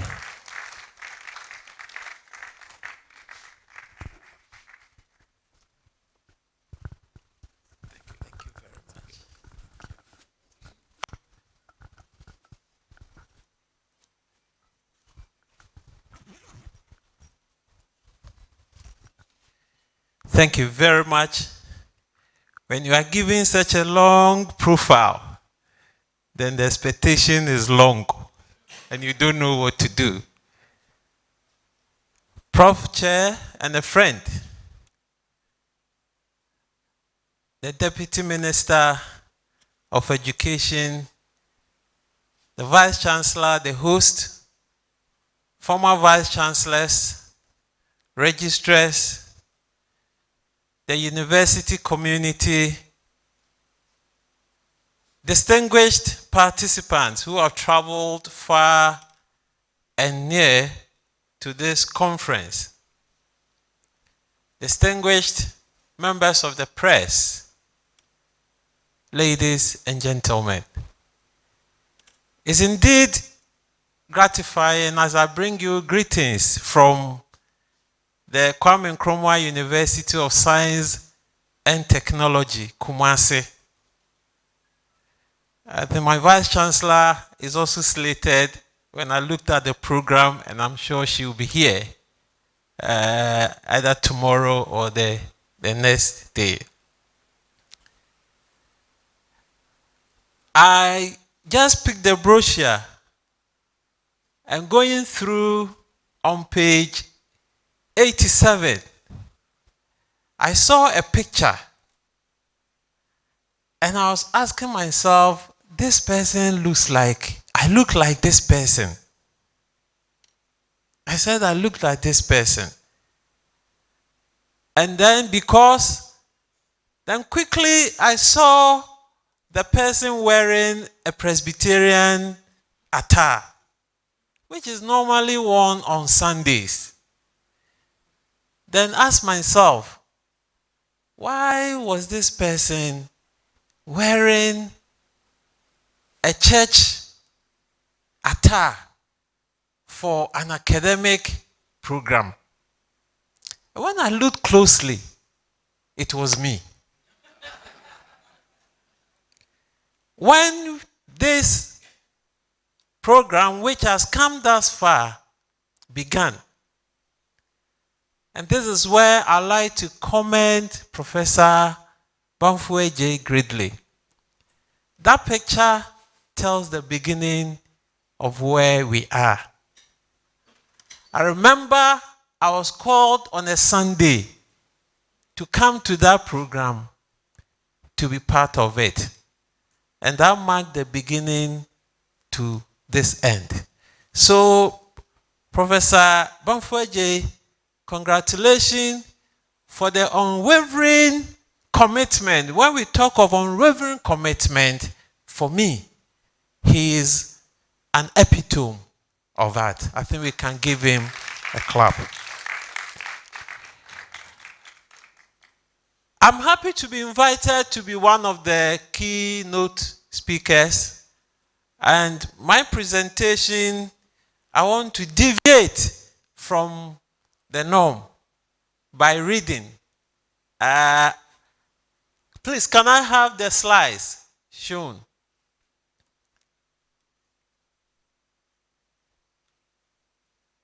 Can I have my slides?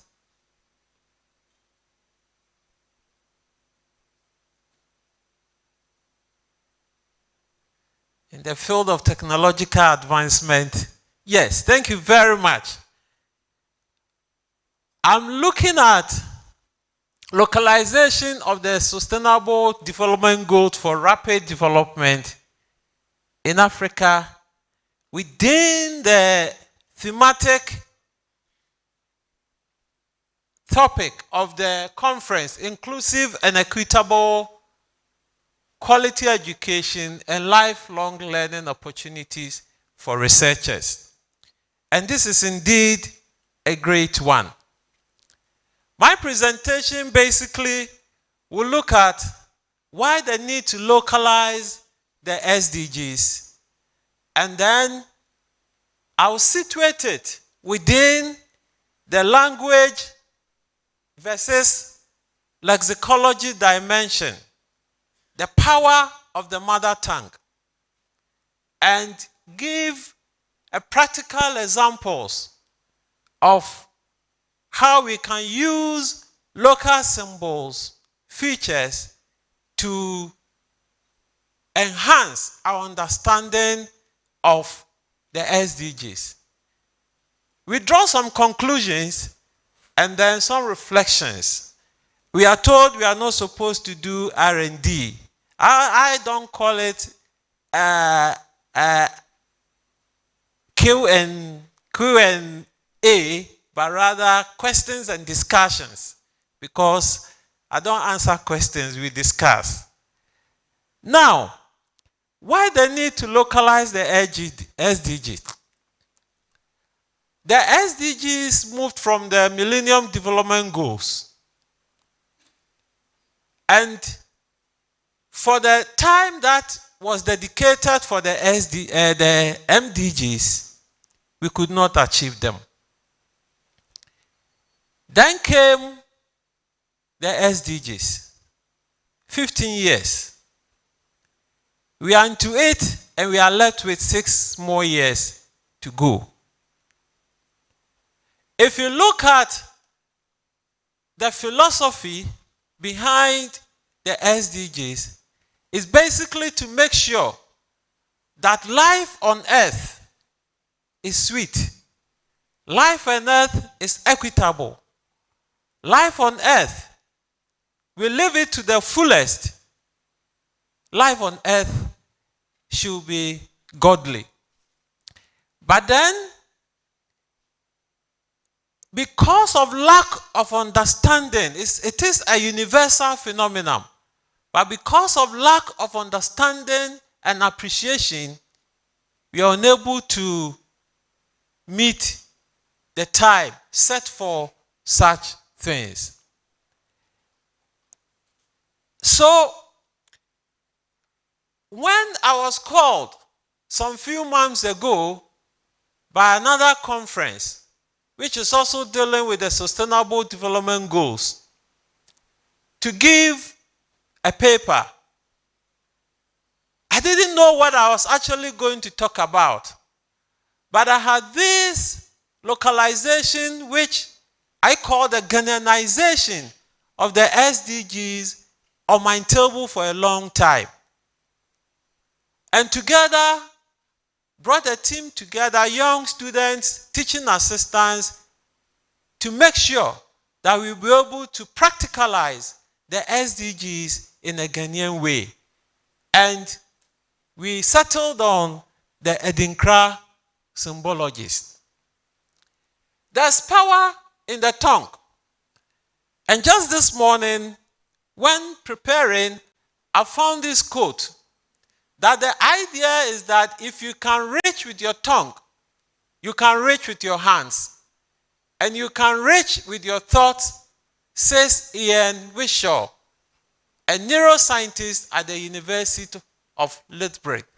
Since the first evolving 350 million years, the tongue has taken myriad forms, unlocking new natures and boosting the diversity of life. And is written by Penisi, Tales of the Tongue, in 2023. Now, with this led me to use the Edinkra symbology to represent the 17 Sustainable Development Goals.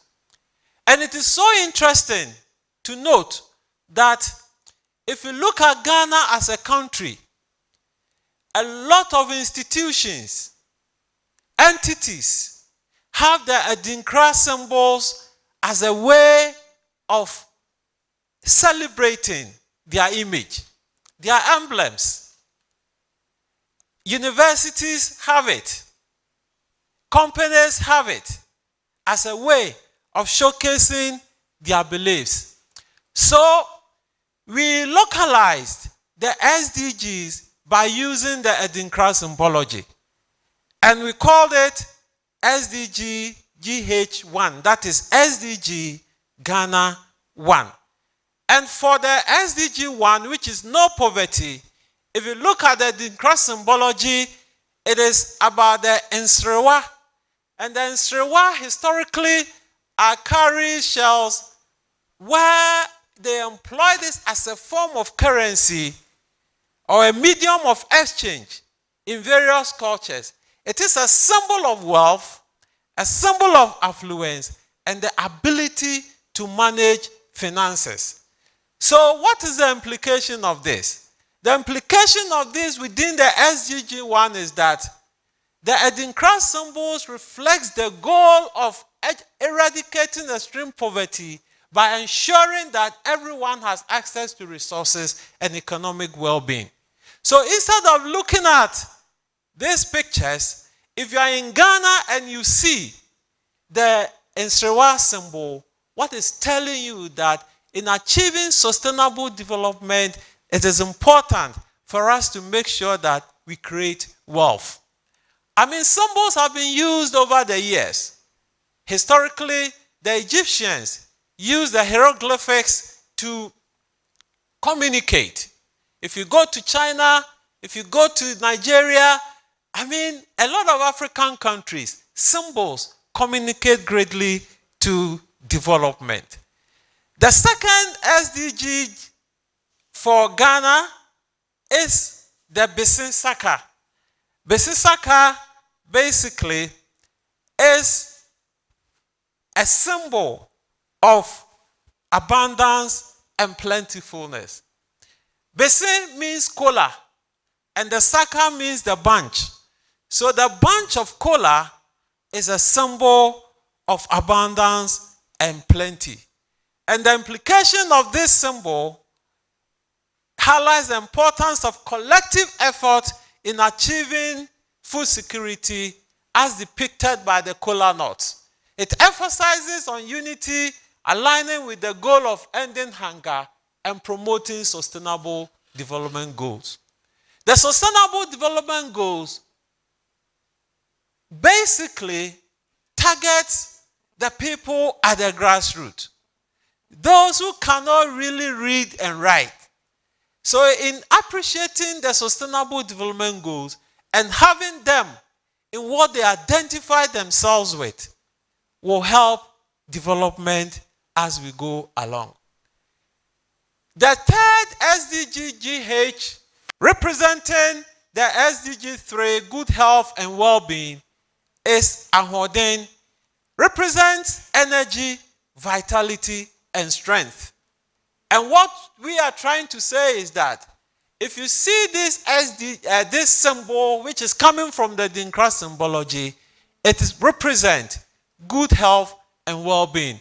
And the implication highlights the individual needs to harness their inner energy, vitality, and strength to accomplish objectives and contribute positively to well-being that will certainly enhance development.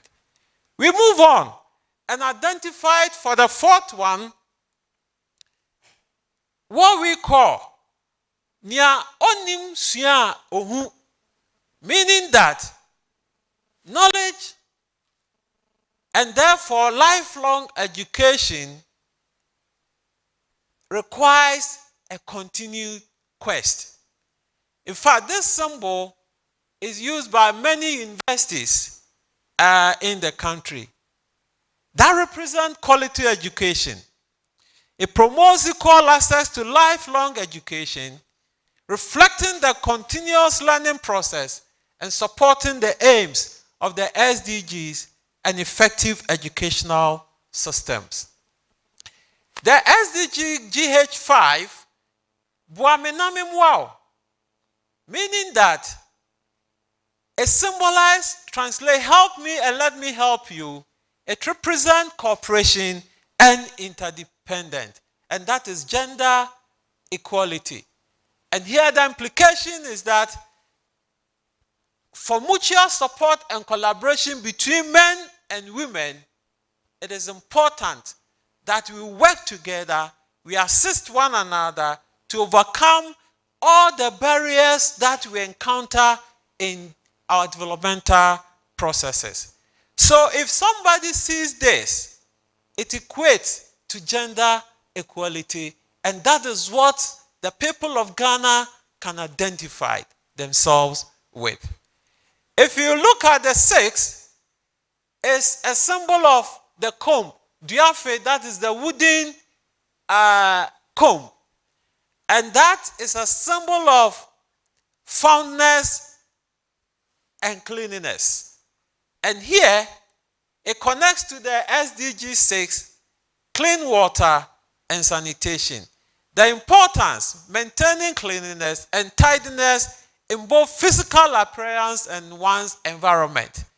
It directly conveys the significance of sanitation practices for overall well-being. SDG Ghana 7, Owia Kokroko, that is representing the vitality and renewal from the sun. Affordable and clean energy.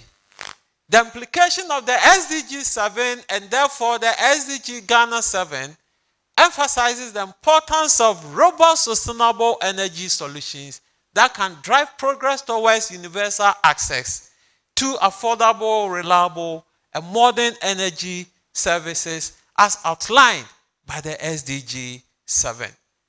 The 8 is Okwafupa, and Okwafupa literally translates the good farmer, symbolizing allegiance, hard work, and entrepreneurship, as we are trying to do here.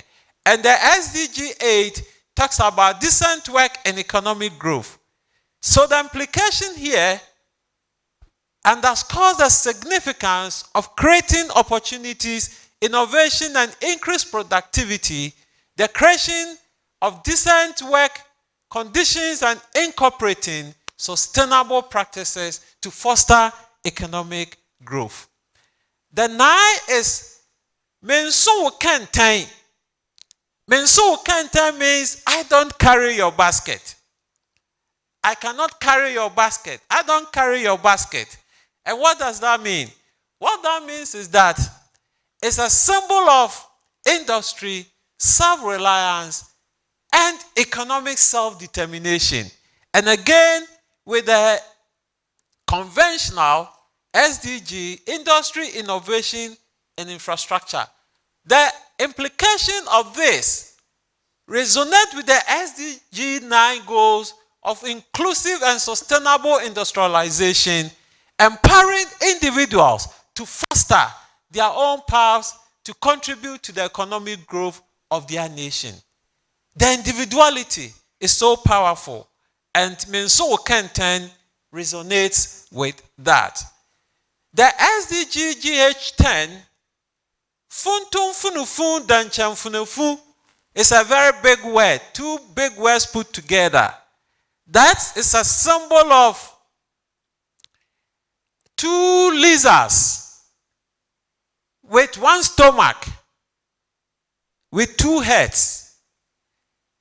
It's been indicated that it represents diversity. And those of you who are familiar with the college I come from, it used to be Faculty of Faculty of Environmental and Development Studies. This used to be the symbol. And we believe that this symbol, even though was to bring about unity in diversity, it rather brought unity in confusion because of the 2 heads. Because of the 2 heads, everybody wanted to taste whatever is on the table. So even though everything was going into 1 stomach, we will be scrambling, we will be struggling, we will be fighting to get a taste of that. At the end of the day, it's going into 1 stomach. And what it tells us is that it doesn't really matter whether my brother is getting the food. The bottom line is that I have to be satisfied. So once it gets into my stomach and I'm satisfied, that should be fine. So despite their distinct identities, they coexist with common destiny, emphasizing the importance of collaboration and mutual respect. And that connects reduced inequalities as the conventional SDG 10 connotes. We move on to SDG 11, where we picked the Adinkra symbology. And I must note, there are over 100 Adinkra symbols that we have. And we're able to get 17 to connect it to the SDGs. The inframadan, meaning well-ventilated house, symbolizes fortitude, resilience, and readiness to face the vicissitudes of life. And again, if you're talking about sustainable cities and communities, you need buildings, you need environment that are resilient to resist the vicissitudes, the calamities that life brings along. So then Ramadan encourages sustainable urbanization and integrated planning systems. The SDG Ghana 12, Abedua, that is the palm tree, again connects responsible consumption and production. The Abedua, that is the palm tree, is a symbol of wealth, resources, and self-sufficiency. And just like the palm tree, which yields diverse products, it is imperative to recognize the abundance around and cultivate our own inner resources. So the implication here is that in order to build a circular economy, this Abedua concept, the palm tree concept, aligns with the ability to yield multiple products from a single source, bringing every hands on deck, identifying everybody's capabilities and talents to build a sustainable society for development. The SDG 13, Denchem and Aya, here we combined the crocodile and Aya. Aya is a plant, a flower, and that connects to the climate action, which is the SDG 13. And this Edinkra symbol represents adaptability, which the crocodile aptly demonstrates how, although it lives in the water, it is still able to breathe the air, portraying its flexibility to different circumstances. Aya also represents, and is a symbol of endurance, defiance against difficulties, hardiness, perseverance, and resourcefulness. And the implications basically, in nature, thrives in different conditions and symbolizes resilience and ability to adapt even in challenging circumstances. We moved on and then connected SDG Ghana 14 to the SDG 14. And this is what I like very much. Shit won't shit. Shit won't shit. Meaning that burn and yet you don't burn. We put you in the crucible and yet you are not able to burn.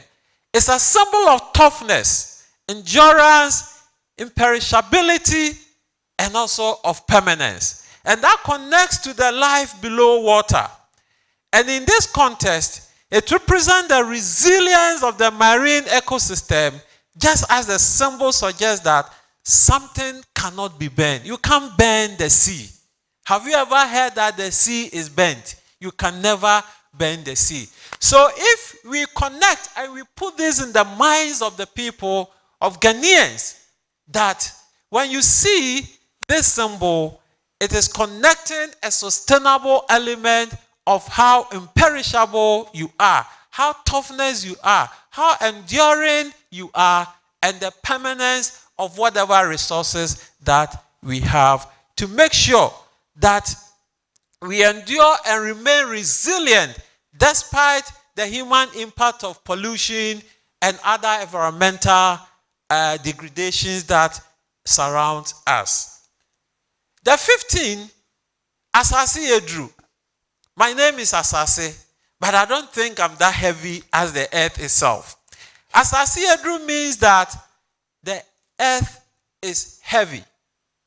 The earth is heavy. And it's a symbol that represents power, providence, and divinity. Asase Edru emphasizes the importance of the earth and its preservations. And that connects to the SDG 15, which is life on land.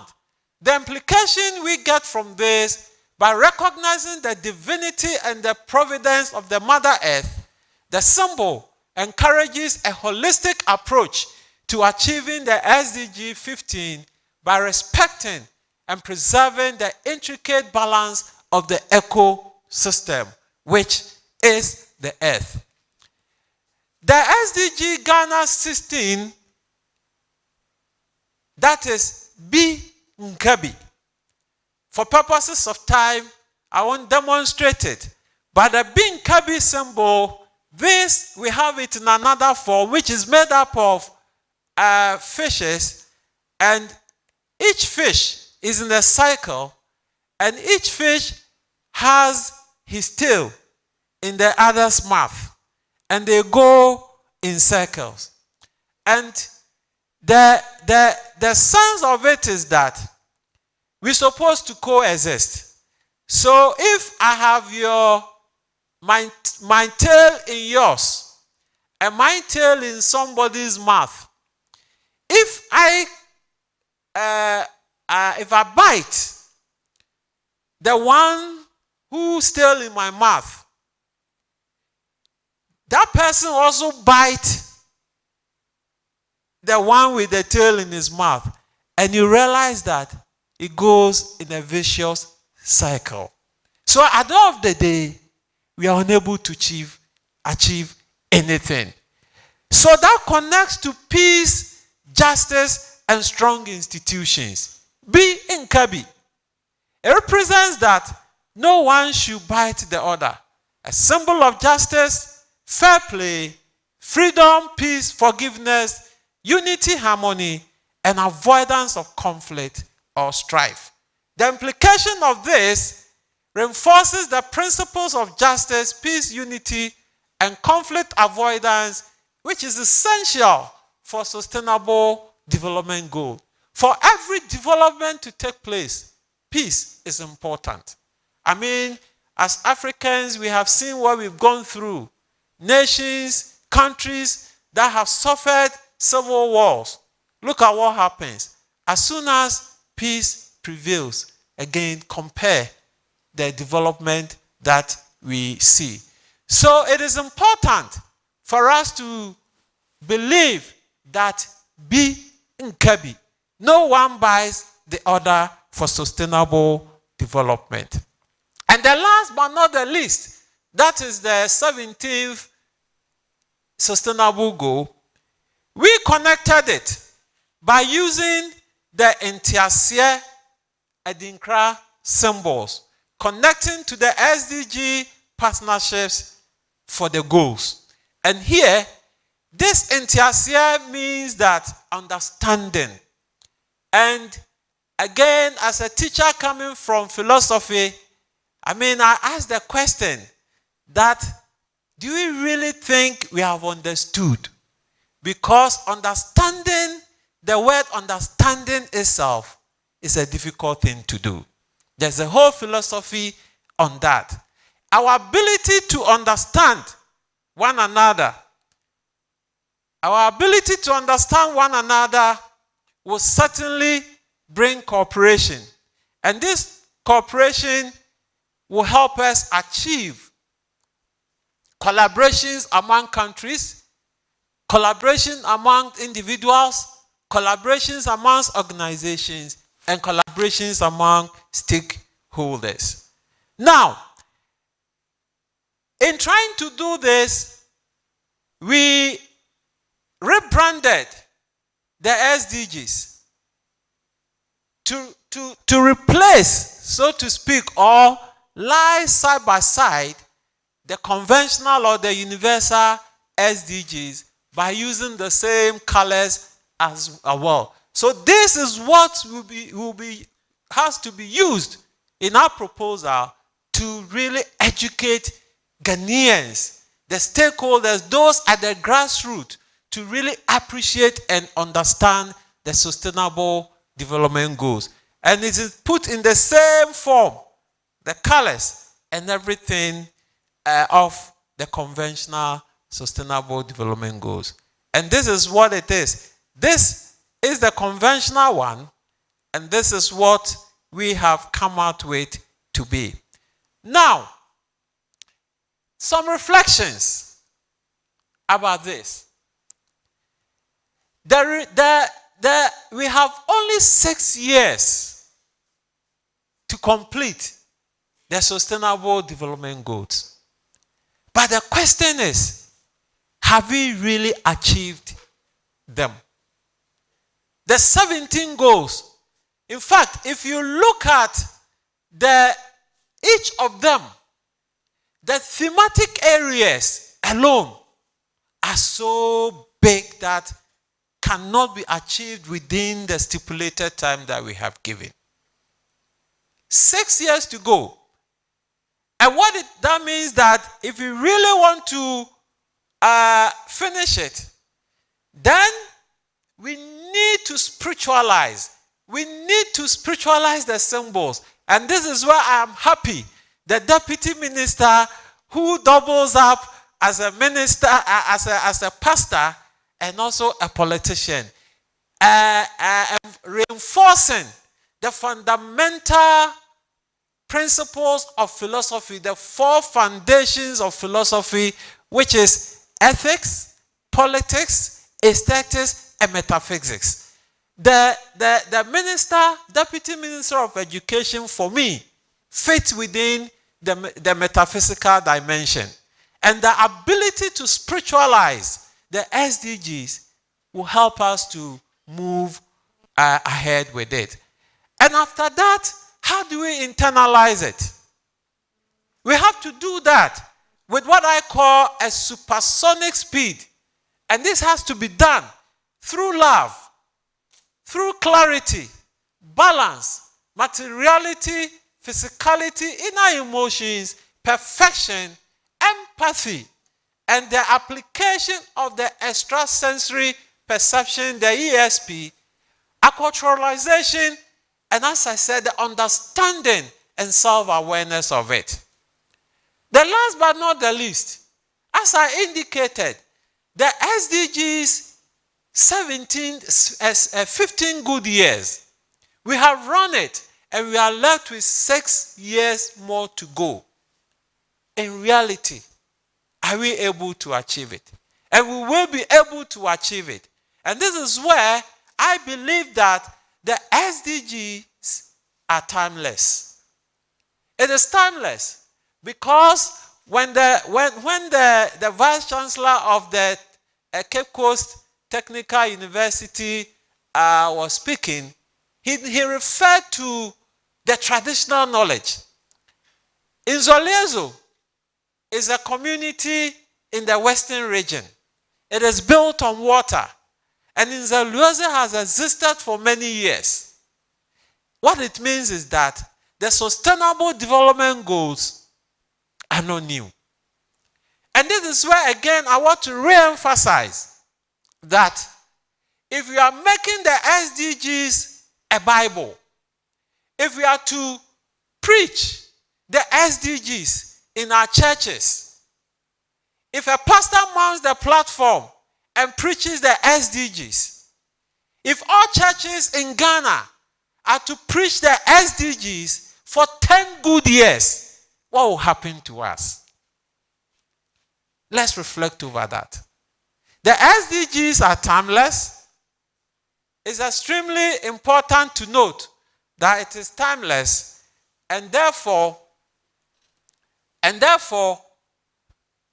there's no need to cap it. There's no need to cap the SDGs to end. Because if you look at the ethos within the Sustainable Development Goals, the 17 Sustainable Development Goals, they continue for life. The partnership, for example, marriages have been with us ever since God created human beings. And marriages won't stop. That is partnership. When there's no peace in marriages, what happens to our homes? What happens to our children? What happens to the schooling, the education of our children? So partnership, for example, is a lifelong element. It's a lifelong episode. It is a lifelong phenomenon that we have to make sure that we keep it. It is on this note that I would like to end by saying that to be able to have inclusive education and lifelong education, it is extremely important that the powers that be, in quote, and I'm referring to our politicians, that the SDGs must be localized. We must find ways and means to do this. In fact, from here, I have gone ahead. I've gone ahead to obtain the license from the National Folklore Authority. And now these SDGs that we have are licensed to be used to educate Ghanaians about the Sustainable Development Goals. Thank you very much.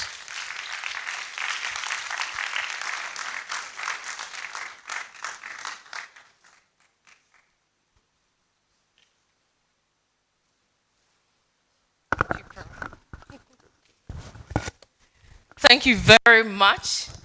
That was indeed an in-depth presentation from our keynote speaker, Professor Rexford Asase Opon from the Kwame Nkrumah University of Science and Technology, Kumasi, Ghana. In fact, we need to eat what we grow, eat what we plant. Definitely that's what the architect has done. To tell us our story, we need to speak the language of Africa. Africa needs this so that everybody will be carried along. Thank you very much once again, Professor Asase Opon. Apparently, he trained me. During my first degree, he taught me, we gave him a name, the Cave of Lascaux. Interesting. Prof, good.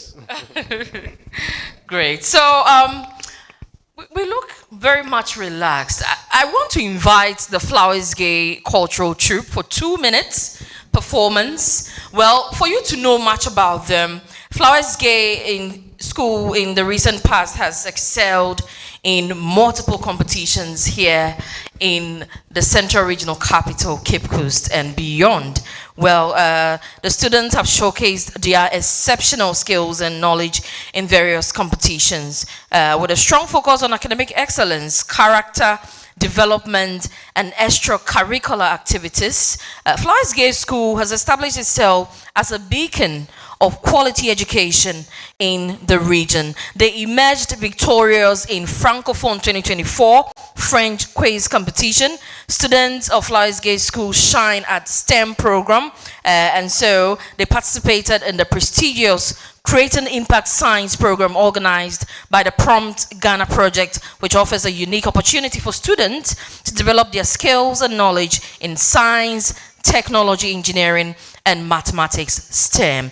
Again, they reign as regional champions of National Junior Challenge 2023, and also they picked up that special award by the Paramount Chief of Ogwa Traditional Area, Osaberma Kwesiata II, at the recently held Osaberma Royal Awards. They were honored with a prestigious award for Most Outstanding Private School in Cape Coast.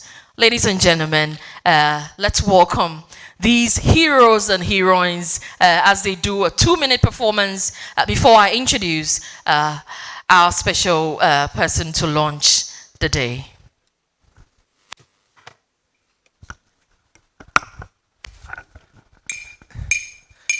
Apatampa fwe womayenzi yagulo. Apatampa fwe womayenzi yagulo. Wamayenfa ekroye. Wamayenfa benuye. Apatampa fonke tesiye.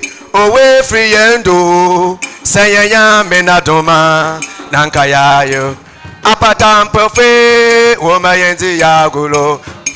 Apatampa fe womayenzi yagulo. Wamayenfa ekroye womayenzi yagulo. Wamayenfa benuye womayenzi. Oh, apatampa fonke tesiye. Owe friyendo. Sayaya menadoma. Nankayayo. Yewo. Adakabofo, Akonkobofo, Ajentofo, Inketesiama, Embentema, Ansana Chema, Amame, Enyua, Boma de Senyua, Yana Yetinasia, Yagola Konko, Pipi, Wale Bobia, Wale Bobia. Wale bobia sekuna ya ye sekuna ya ye yakofu tena te jaya me kofu kalabo me kofu tena te jama me kofu kalabo sekuna ya ye sekuna ya ye ajide sekuna ya ye sekuna ya ye Moko tena twene teja moko karabo. Moko tena twene teja moko karabo. Sekuna ya sekuna ya awe amante awe o amante awe amante mawubio meyebio o mawubio meyebio o mawubio meyebio yentwe awe mawubio meyebio awe amante endobeye endobeye endobeye obeye obeye endobeye enda obeye enda obeye enda obeye obeye obeye enda ago from bayana yabe enda obeye obeye obeye enda olako so young queen so young queen so young queen so young queen menta wo yanko menche wo yanko enda obeye koko enda obeye enda obeye enda obeye obeye obeye enda obeye oh enda obeye enda obeye enda obeye obeye obeye enda I go for my yabe enda obeye enda I go for my yabe enda obeye enda alako so young queen him so young queen him so young queen him so menta wo yanko enda obeye obeye enda obeye oh enda obeye obeye obeye enda I go for my yabe enda obeye enda alako so young queen him so young enda obeye obeye enda I go for my yabe obeye enda olako so young queen him so young queen him so young queen so young queen him so young queen so young queen him so young queen so young queen him so young obeye obeye I go for my yabe obeye olako so young queen him so young queen him so young queen so young queen him so young queen obeye obeye I go for my yabe obeye olako so young queen him so young queen him so young queen him so young obeye obeye I go for my yabe obeye olako so young queen him so young queen him so young queen him so young queen him so young queen him so young queen him so young queen him so young queen him so young queen him so young queen him so young queen him so young aya oh. Thank you very much. I can see he's a very good, team leader, coach for the kids. And I like the way everybody is entertained this afternoon. Thank you very much, Flowers Gay School here in the capital, Cape Coast. Okay, and the kids are excited as well. All right, so we're moving on to that moment we've all been waiting for. Now we're going to be listening to a special speech. The man here representing His Excellency Nana Addo Dankwa Akufo-Addo, the President of the Republic, and of course, the Minister for Education, Dr. Yao Osei Edichum.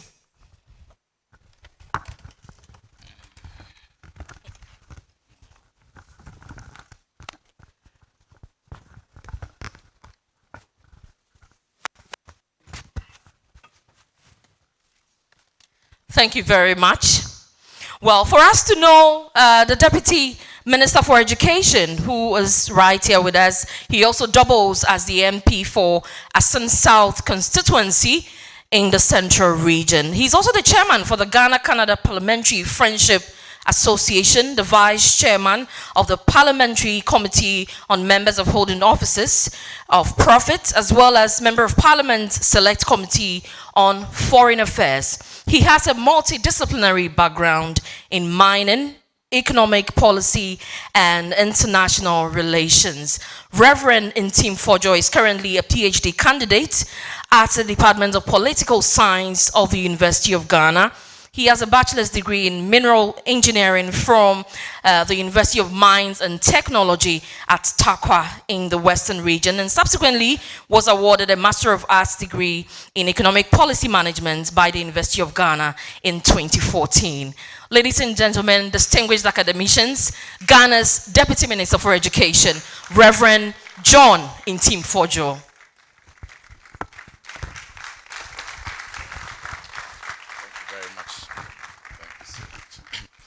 Thank you very much. I understand that there are chiefs and queens here, and so in order not to fall in contempt with traditional courtesies, I would want to humbly request that Professor Bamfoje, you will be our linguist for the next 15 minutes, so that all my submissions will pass through you. So I do not directly address my queens and kings, but I'm really excited to be here. The Professor Chair, Professor Joseph Mujeku, the man who is proudly Nigerian and proudly Ghanaian at the same time. The only man in this room who will be conflicted as to whether Nigerian jollof is the best or Ghana jollof is the best. Very distinguished and accomplished academic. Vice Chancellor of Cape Coast Technical University, Professor Kweku Eyim-Boakye Educhum, and Vice Chancellor of University of Johannesburg, His Royal Highness Professor George Mpendi, distinguished professors, researchers, and academics in Ghana and across the continent, the coordinator for this conference and all organizers. I'm excited to be here representing the President, His Excellency Nana Addo Dankwa Akufo-Addo, and I bring you the warm compliments of the President. Himself would have wished to be here in person, but is constrained by other duties that are taking place at the same time, and has asked that I bring you his message. I equally bring you the warm compliments of Minister for Education, Dr. Yaoseh Duchum. I'm excited to be here at the 13th Sustainable Education and Development Research Conference, and I'm really honored to see very accomplished academics drawn from our continent and beyond who are here, focusing on the role of education in us achieving sustainable development, and focusing on how, as a continent, we can attain a system where inclusive, quality, and equitable education is established and in place for all levels and ensuring lifelong learning opportunities. We as a continent have great potentials, great opportunities and resources. But as Nelson Mandela once said, the most powerful weapon to change the world is education. Education is a weapon that is most potent to change the world. And we have witnessed, we have seen, and we have heard or read how some countries deployed this strategy in transforming the fortunes of their economies. A time has come for us as Africans to leverage on education as the surest strategy to transform the fortunes of our continent, regardless the gold, the bauxite, the timber, and all the natural resources we may be endowed with. We can only leverage on the human capital to get us out of our challenges and out of poverty. And that is why we all, as a continent, must be worried. When we hear that Africa, by 2030, will be the continent whose young people will form 42% of the global youthful population, we must be concerned that what preparation and what education are we putting in place to ensure that they become 42% of the critical mass of the youth in the whole world globally, who would contribute to 42% of innovations, 42% of the jobs that ought to be created, and 42% of the inventions that we must see, we all must be concerned.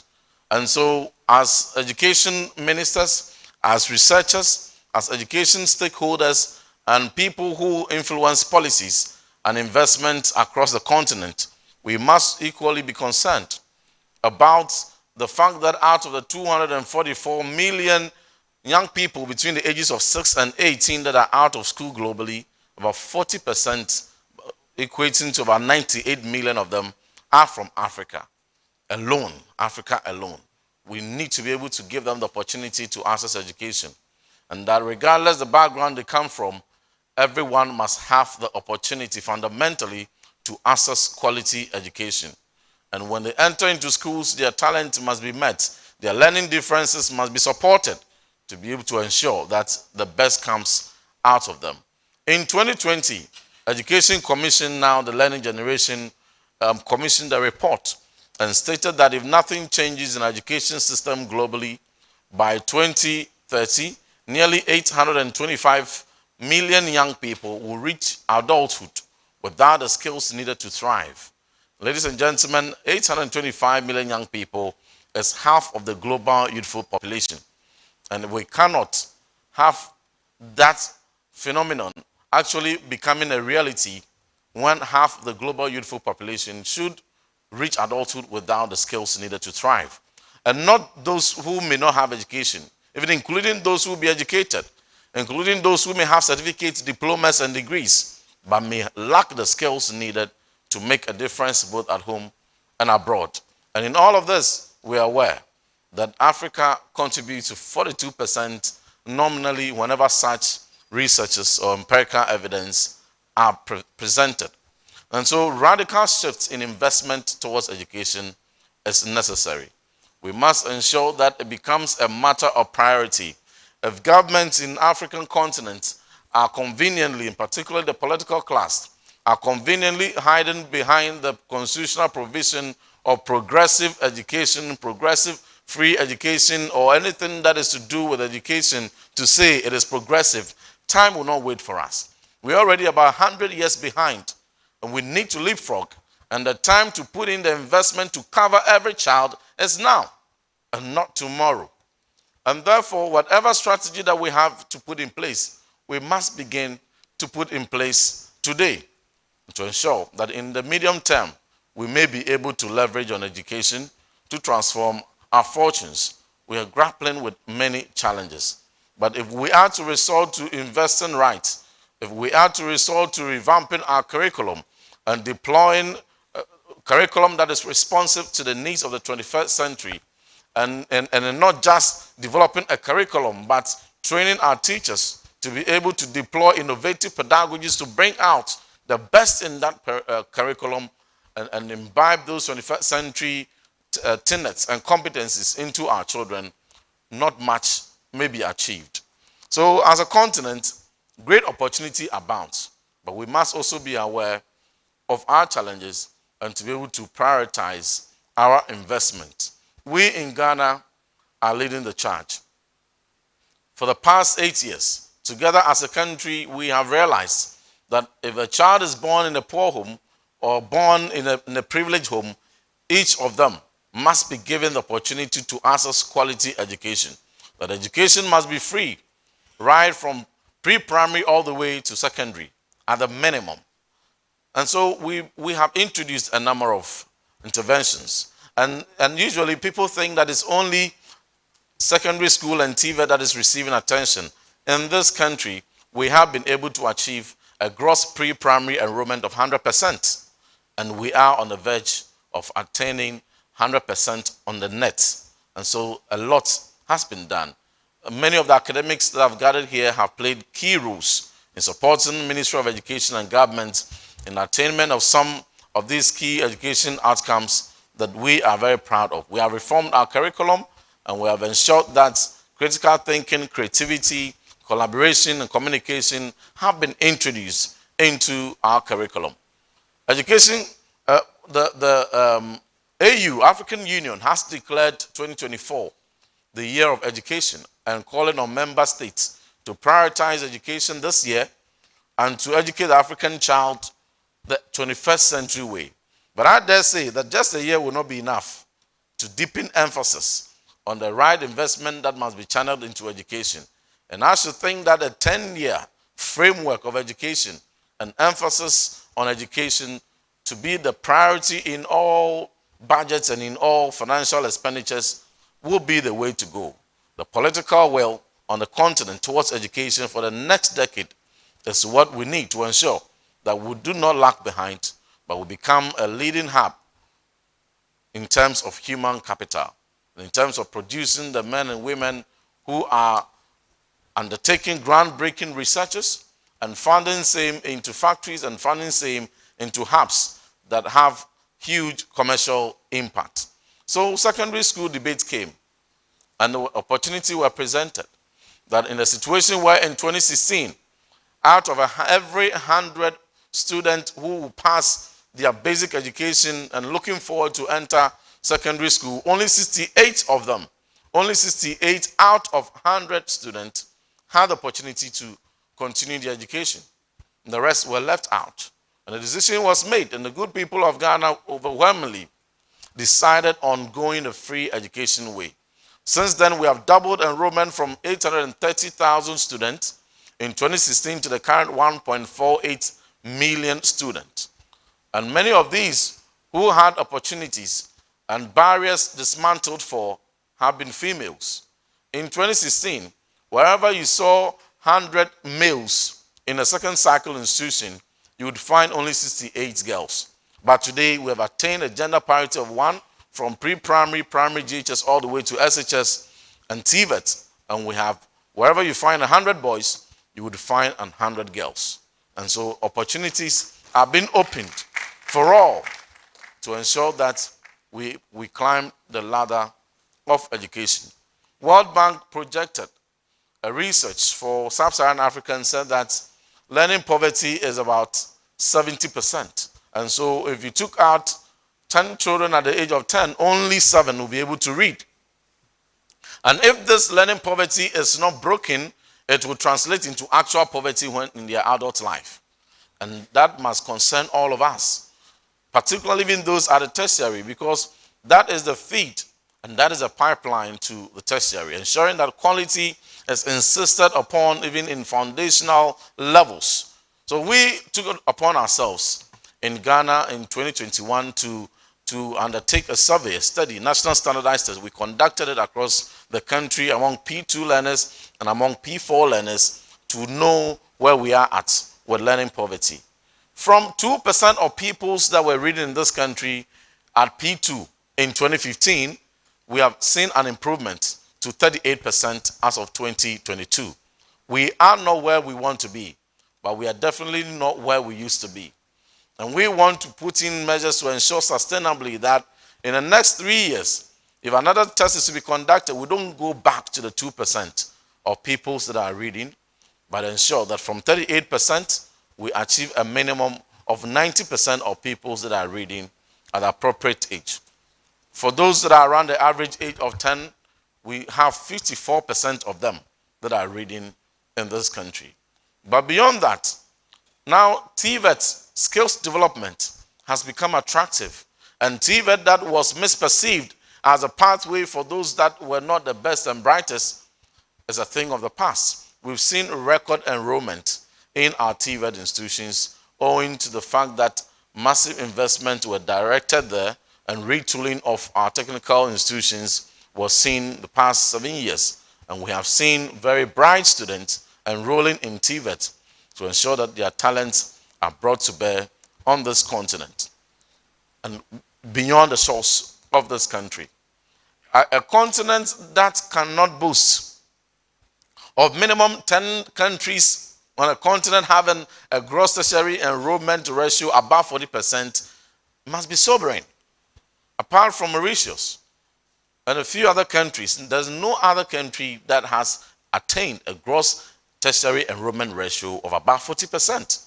But until you're able to hit 40% and above, you may not be able to make very assertive impact in ensuring that the human capital is harnessed into changing the fortunes of the country.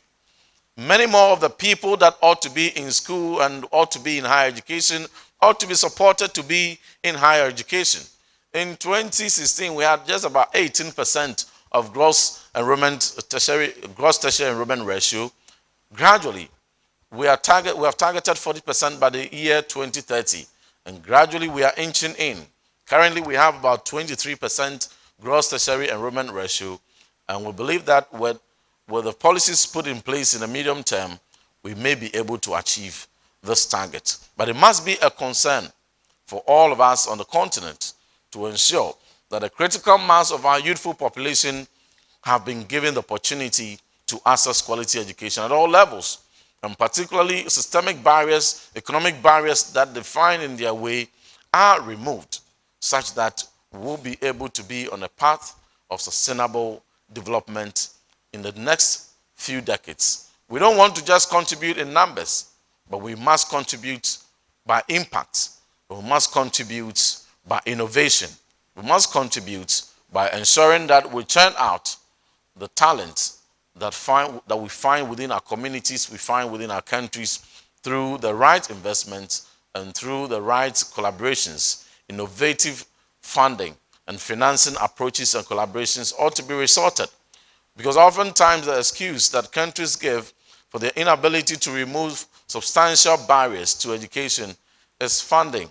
And therefore, it is important that we explore innovative funding, collaborations, and opportunities to ensure that education becomes accessible at all levels to our people. And so on this note, we are very excited to be part of this conference, and we'll look forward to the outcome of the conference. It's sitting in the past 2 hours or so, I have enjoyed myself the insights of the presentations that have come from all the professors that have spoken and the earlier speakers. These are really creditable, and these are very important guide to us for policy formulation. But we would be excited to see the communique that will arise out of this conference, so that we definitely take a cue going forward in our pursuit. His Excellency the President, Nana Addo Dankwa Akufo-Addo, is one that would want to be remembered by posterity as the one who ensured that many more children, and particularly children from very less endowed backgrounds, got the opportunity to achieve the highest education pursuit possible without any barrier in their way. And that we all must continue to strive to protect. I thank you very much, and I wish you a successful conference.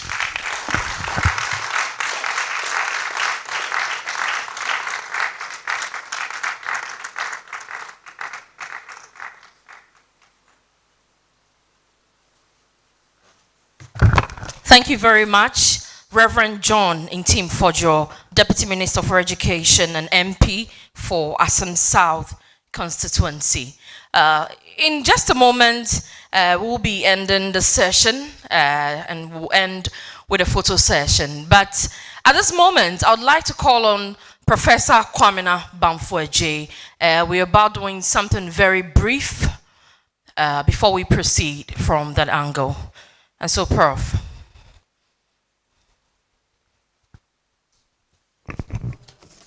Thank you very much, Nanama, for that wonderful delivery, and to our minister. In fact, our deputy minister, indeed, he is an engineer like myself, and we speak the same language.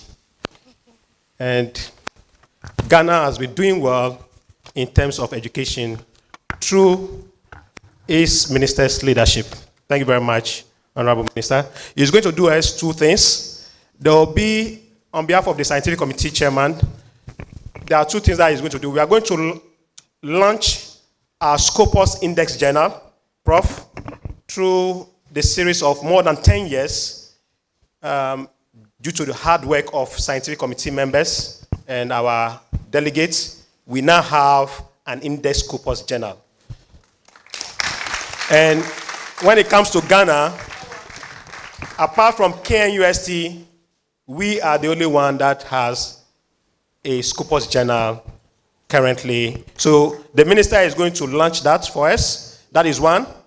Then two, the Scientific Committee Chairman has whispered to me we are going to do part 2 of a launch of a book. Yes, and that one is my book through my co-authors. Professor Twala is another author of that. He trained me. He gave me, supervised me to become a PhD holder. Yeah. And he supervised Professor Clinton. Where is Professor Clinton? He's also, we don't call them full professors, but they are professors. There is not like full professor. We have associate professor. I'm an associate professor. Then we have a professor. He has supervised someone to become a professor. And that professor has also supervised to become an associate professor. So he's our grandpapa in Ghana here, for Tola. So through him, he's going to tell us a little bit, just about 2 minutes, because I know the Vice Chancellor and yourself, you have equal engagement out there. After the launching, there will be an award.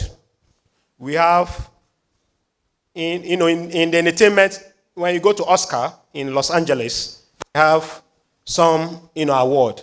And for the past 10 years, it is not easy to be awarded in this association of ours. In fact, it's a university within a university. People come to this conference, not all will get certificates, some fail. Please, all the delegates, you are not getting certificates, not all. The scientific chairman will tell you, if you don't have first class, you will not earn our certificate. So at this point, let me call Prof. Twala. Prof. Twala, you just said something little. Then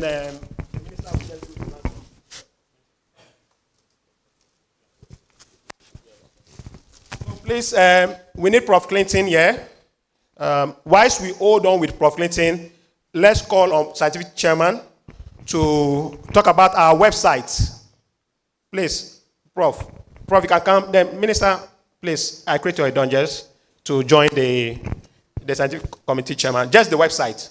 They are going to project it there as it does the launching. You tell us a little bit about this, our Scopus journal. Please. Yes, please, can be here.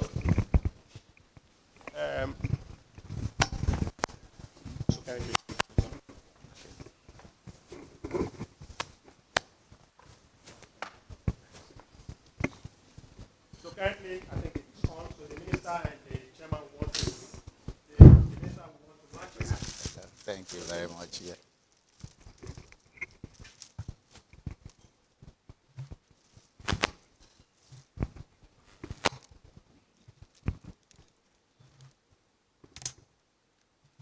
Are we in the morning or afternoon now? Good afternoon, everyone. The organization known as CEDREC, we floated a journal known by African Journal of Applied Research. It's a baby of CEDREC, and they have domicile in Cape Coast Technical University here in Ghana. Currently is covered by Scopus from the year 2019 to the year 2024. And you can see on the screen where it is domicile. Because we academia, we normally look at domiciliation of a journal. If it's not based on an institution, academic or research institution, we don't regard it. For those of you who may be looking forward to use it for your promotion. And we have a common slang that if you don't publish, you do what? You perish. So that will tell you the value of the journal we are talking about. And after each session of our annual conference, this through Springer to Scopus, we publish our proceedings. Then some of the articles will go to the journal. And you can use both for your promotion exercise.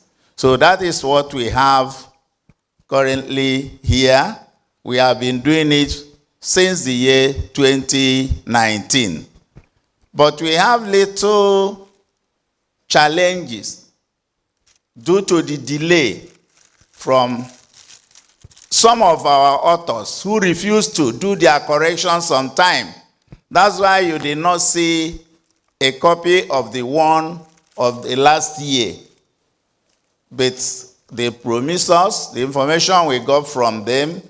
By next week, we are going to have it. So it's belated for now. But those of you who attended last year, you will see it. Get your own copy. It's both online and hard copy. You can get your own at any point after next week. So we hand over to the Minister Representative or Deputy Minister for Ghana Education to launch the journal.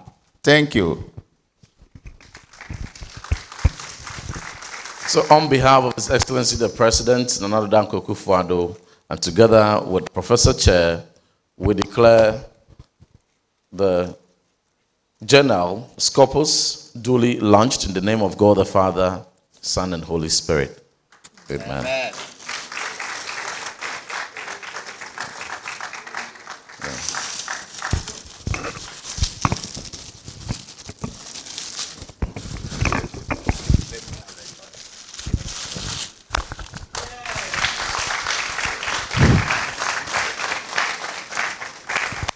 Honorable Minister, whilst you are doing that, we want to invite Professor Twala to just say something about the book briefly, just 2 minutes. Then after that, since you are representing the President, we want to see how beautiful this book is and what the President will do to bath the baby. Thank you very much.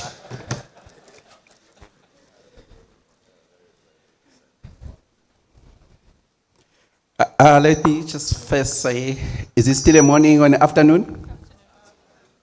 Okay, but in other countries, those in line is still morning, some other countries. Okay. Distinguished professors, chiefs, queens, deputy minister, distinguished ladies and gentlemen, I would say in South Africa, we always say in South Africa, all protocol observed, so that no one will say we have not mentioned. So just from my side, basically in terms of the book, there are 3 authors. So I've been tasked just to say some few words. So in terms of the book focuses on the unique challenges and opportunities associated with measuring productivity of labor-intensive work practices in road construction in Africa.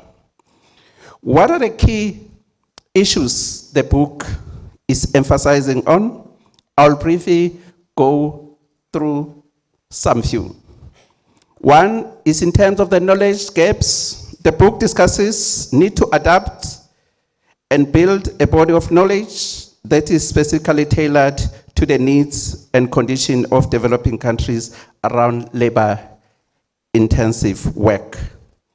2, in terms of capacity building, the book addresses the importance of strengthening local capacities through education and training. It argues that developing countries need to build local expertise in labor-intensive to better manage projects and drive development effectively. In terms of number 3, in terms of resource constraint. So as we know that in Africa, we're having limited resources. We're looking at the issue of opportunity cost. To say what we need to do, we need to sacrifice something in order to be able to get something. So one of the issues that we need to be able to train our people at local level is in terms of the utilization of those resources effectively. So the next issue is around the issue of sustainability and impact. The book emphasizes the importance of designing projects that are sustainable and have a lasting impact on the community.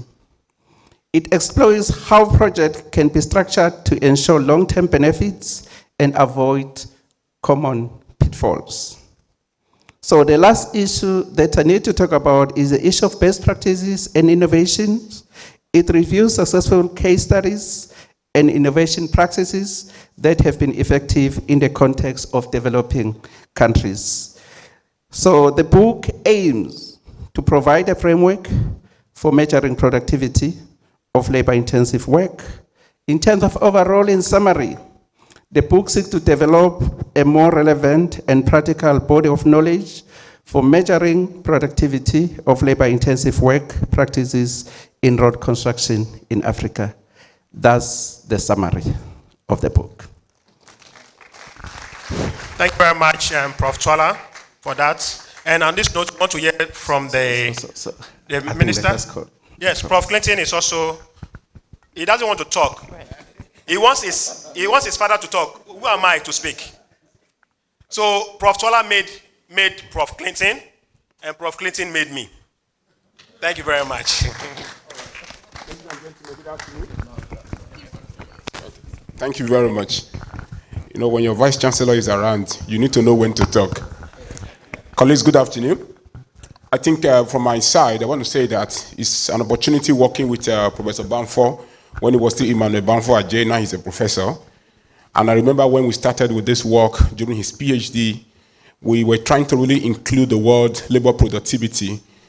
And he was very bent on the measurement of labor productivity. And I'm glad that after the PhD, the work was revised with over 70% new materials, and we're actually able to publish it with a revised title, which Prof. Twala talked about right now in terms of measuring labor productivity for road construction projects in Africa. What I just want to say this afternoon is that the aspect of the measurement of labor productivity, considering how labor intensive in terms of construction works, kind of really address a critical gap that we are facing in the construction industry in Africa. If there's anything that we should be thinking about, is the dimension of labor productivity, because with the advent of 4IRO and issues of reskilling and upskilling, there's going to be a critical issue that we have.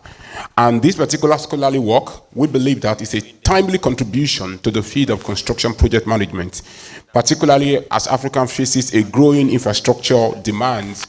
And I believe personally that there's a need for us to actually have a sustainable development practices considering the welfare of workers. And so the book really provides an insightful examination looking at labor-intensive work practices, which is critical for us. And overall, the implications are that practitioners, policymakers, this book really offers for us a practical recommendation that will actually enable us to create an enabling environment that actually supports labor-intensive work productivity, considering that 4IRO is here and we still have very high level of unskilled people in our community. So the book is really advocating for a stronger regulatory framework, like what we have heard now, and at the same time investment in capacity building for our unskilled workers. We can create initiatives like what the book recommended, and at the same time we want to be able to promote best practices within the industry that will ensure that no one is left behind. We're actually having a very inclusive workforce that basically will be able to feed their families. Thank you very much. So thank you very much, Prof. Clinton. So because of time, we just want to listen to the president as he has done his launching. This is a baby that is having, in fact, there are babies from Ghana, from South Africa, and from Nigeria. So South Africa, they eat rands, Ghana cedis, Nigeria naira. So which of the currencies do you want it in? In fact, because we are Africa, we want very soon we'll be going to ECO is West Africa, so we're going to, is it AU? Universal. So, Prof. Right. Congratulations, Professor Bamford, J. Professor Clinton, and the grandfather, Professor Twala, for this very impactful book, Measuring Productivity of Labor-Intensive Work Practices in Road Construction in Africa. The President would like to support with a modest token of 10,000 cedis. We are most grateful. So now we have listened to the president one. But our Deputy Minister for Education is a member of parliament for Asin South constituency. And I'm from the central region. So I'm a member of parliament. We need your blessing as well. Very well. To avoid another person coming, because if I say for mine, you come back and say Honorable Minister himself. So on behalf of Minister Dr. Tvucc and myself, and all of us at Ministry of Education, additional 5,000 cedis. Please, a round of applause. We are most grateful. The two authors will also sign your this thing and give it to you and present one to the president as well. But you can have your seat now. Thank you very much. Thank you very much. We have not finished. I know we are going. But I know, yes, Prof, you can now leave. In fact, Prof indeed edited this work. He's a great statistician, so there's more statistics in there. I remembered torturing me. You know, at times he can say certain words and I'll go and cry and tell Prof. Twala that the pressure is high. But today I'm happy now. Thank you very much, Professor Mojeko. Now we have, as for University of Johannesburg, they love buying books from Emerald, Taylor and Francis, and what have you. So I know the UJ, we want to invite him to tell us how many copies he's going to support the library with. And in fact, the UJ Vice Chancellor is a father to me. His specialty is on labor law. And this is labor productivity. There's a link and connection with it. So Prof, over to you. We want to listen to you. Your support of this book. This is on the sports. Prof is consulting. He's consulting my dean. In fact, Prof came with the full delegation. The Deputy Vice Chancellor, the Dean, the Registrar, everybody is here. Thank you very much, Prof. You know what I normally do? I'm a publishing author.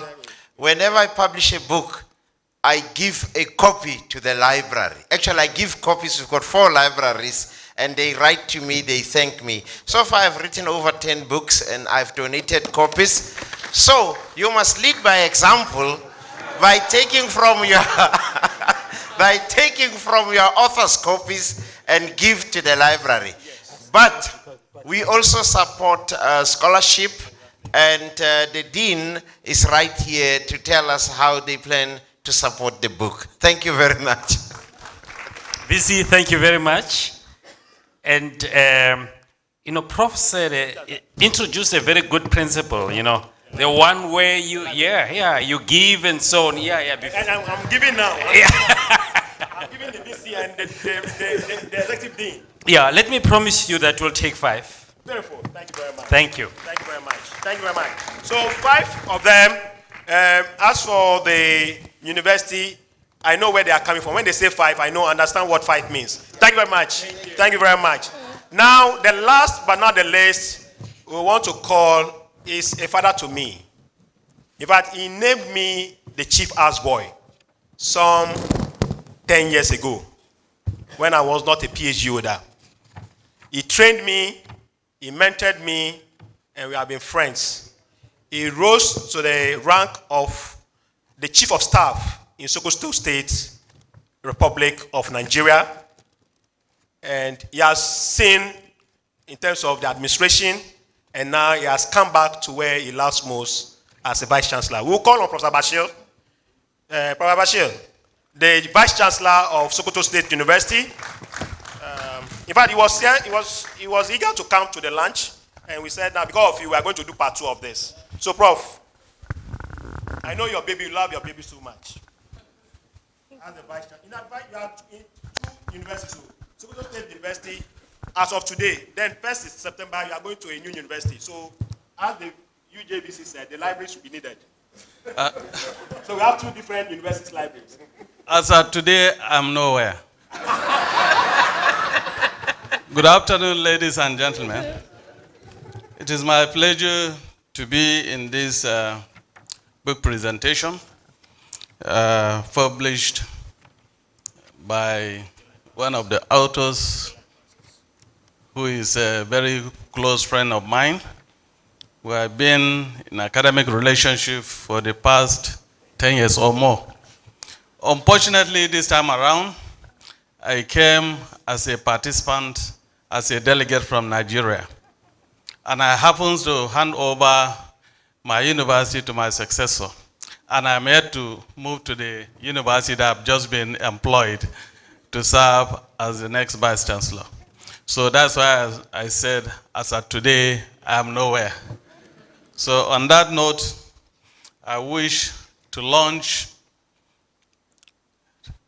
2 copies of this important book with the sum of, I don't want to exceed what the minister has presented. So, and as a Vice Chancellor, in Nigerian system, we will be under the Universities Commission, which is a parastatal under the Ministry of Education. So you can see a 2-step before, even under the ministry, will be under the Ministry Director for Higher Education. So that's why I'm not even close to being a minister. Therefore, I cannot launch close to what the minister has offered. So on that note, I wish to support the launching of this important book with the sum of 2,000 cedis, Ghana cedis. So I don't know what it translates to Naira, but we'll find it out. Thank you very much. Thank you very much. Prof, we are most grateful. We are going to give to Prof. Twala for him to do the signing. So at this point, this is where we want to end. We will continue with our launching tomorrow and next. So because of the Deputy Minister wants to leave, we have some token to the President and to the Minister for Education, to the Vice Chancellor, to Professor Asasiopon, and there's a special award that we do every year for those we saw them growing like babies, and today they are mothers and fathers. One of our own who started with us 10 years ago as a postgraduate student, today has rose to the rank of associate professor and is now heading a college of education. And we want to celebrate our own. Is among those that we are going to honor today. So we call on Nanama to invite those recipients in that accordance. I think the President will start. Good. So let's start with the President. So we'll invite Mr. Felix to tell us what the President of Ghana has done compared to his colleagues within Africa in terms of SDG 4.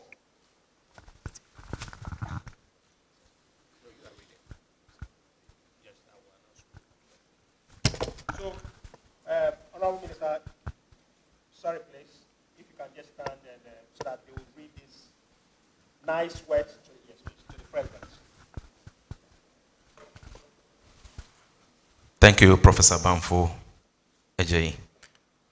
SEDRC 2024 Lifetime Achievement Award, Leadership in Sustainable Education in Africa, going to His Excellency Nana Addo Dankwa Akufo-Addo, the President of the Republic of Ghana. The African Applied Researchers Association, in partnership with Cape Coast Technical University, recognizes you for your remarkable vision and leadership that has made free senior higher education in Ghana a reality. Through unwavering commitment, you have broken down barriers, opening doors of opportunity for more than 5 million of young Ghanaians to access quality education. Their efforts have transformed lives and laid strong foundation for the nation's future, ensuring that every child, regardless of background, has the chance to succeed and contribute to Ghana's development. In recognition of your outstanding services, and achievement that exemplify and support Sustainable Development Goal 4 research in education in Africa. Recognizing these achievements, you are today awarded the Lifetime Achievement Award in leadership in sustainable education in Africa, presented today on August 28, 2024 at the 13th Sustainable Education and Development Research Conference at the University of Cape Coast, Ghana. Thank you very much. So we call on the Vice Chancellor for University of Johannesburg to present the award to the President of the Republic of Ghana as the Deputy Minister receives it on his behalf. So Prof, over to you.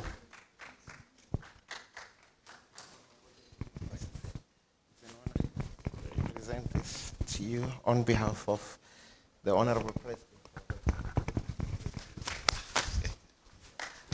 As I was saying, it's a great honor to present this. Is it possible to remove this from the box? Oh, yes. It's very heavy. Oh, very good. It's a great honor to present this to the Deputy Minister who receives this now on behalf of the Honorable President of the Republic of Ghana.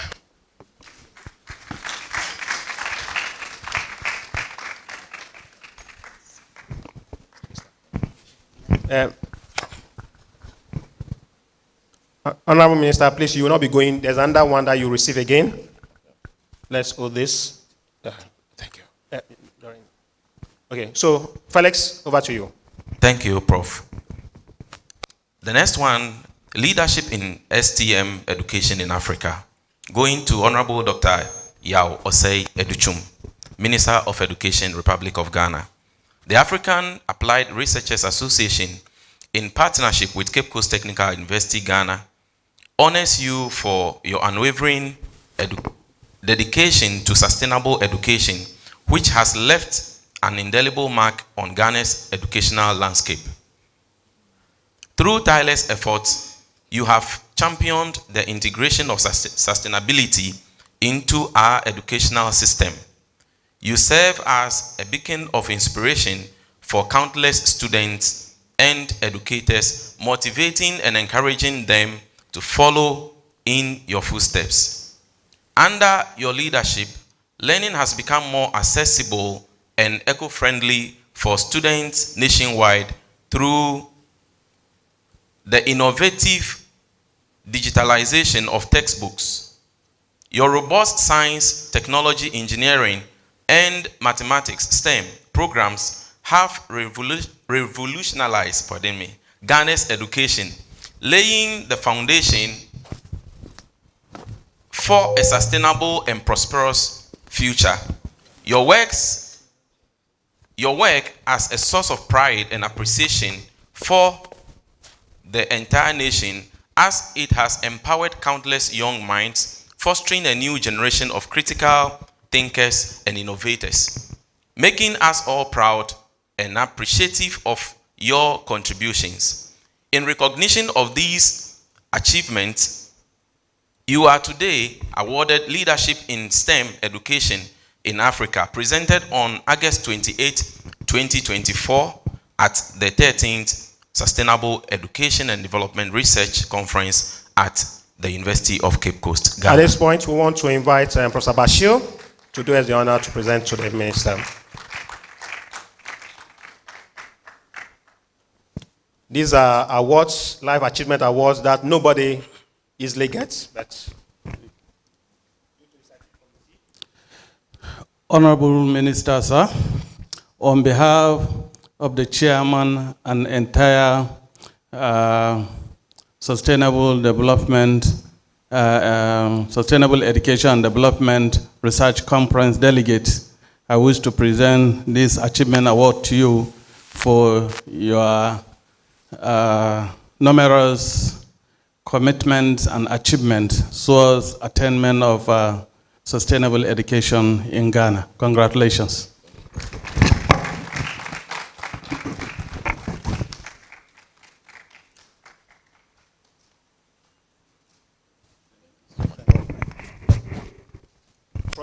Probably before the minister want to make a statement on behalf of the president and the education, if they really accept this token from us. Thank you very much. On behalf of His Excellency President Nana Dankwa Akufo-Addo and Minister for Education, Dr. Tvucc, they are most grateful for this kind recognition. They have had the pleasure of performing their constitutionally mandated duty with a focus on education, ensuring that every child gets access to quality education. This has gone not unnoticed. And so for this recognition, they are very grateful and they say thank you for the honor. I will ensure I convey this to them. Thank you. Honourable Minister, please, you can be standing.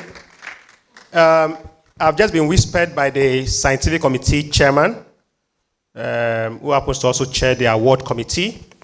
And in fact, they have been observing you over the years, how you comport your ministry and you support the minister in delivering, especially Tvucc education in Ghana. What they are telling me is that there's an award for you, but in that award, it is going to be presented in your office come next week before they leave Ghana, so that at least we'll have that audience. So he's been awarded as the best Deputy Minister for Education of the decade on Tvucc. Thank you. At this point, let's listen to the next. Next on our list, awardee. we have Leadership in Quality Education in Africa, going to Professor Letokwa George Impedi, Vice Chancellor, University of Johannesburg, South Africa. So, Prof, let's listen to the fine words. The African Applied Researchers Association, in partnership with Cape Coast Technical University, Ghana, honors you for your invaluable service and achievements, which exemplify and support quality tertiary education in Africa. As the Vice Chancellor of the University of Johannesburg, South Africa, the university achieved its highest ever position in global impact ranking and is now ranked number 36 in the world. And was also ranked number 3 in SDG 1, No Poverty, by the Times Higher Educational Impact Rankings. In recognition of these achievements, you are today awarded Leadership in Quality Tertiary Education in Africa, presented on August 28, 2024 at the 13th Sustainable Education and Development Research Conference at the University of Cape Coast, Ghana. We want to invite the Deputy Minister for Education to do us the honor. Since this is quality education, the Deputy Minister of Education should be the right person. And indeed, I think UJ will be very grateful for this. So give it to him. Give it to him.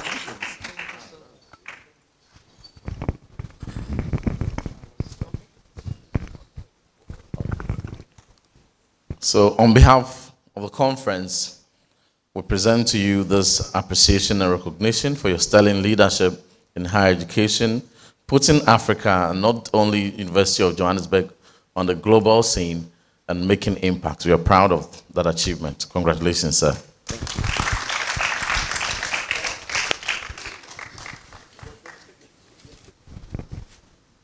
Thank you very much, Honorable Deputy Minister. On behalf of the great University of Johannesburg, we would like to thank those who saw us deserving of this honor. And I can assure you, this is not just for me, it's for the entire UJ community of 54,000 strong students, 8,000 staff members, including part-timers, and all the stakeholder community that work with us, agree with us that the university should not climb on top of the mountain and claim how good it is if it does nothing for ordinary men and women on the ground. So this honor, this award is for the UJ community. Thank you very much. We'll continue to do our best to ensure that there is societal impact in what we do. Thank you. Thanks, Prof. Thank you very much, Prof. And we are most grateful indeed for championing SDGs in Africa. At this point, this is where we have our Hall of Fame. And you researchers who are here, you know, young researchers with us, this is a big family. But the family of SEDEC is growing to almost 3,000 members. It's a big family, and today they are all hooked on online observing today. So we call on Felix, who is going to occupy this. But before that, let's invite Felix to read a profile for another one that is a great architect. A trailblazer in symbolic SDGs localization in Africa, going to Professor Rexford Asasi Opon. Prof.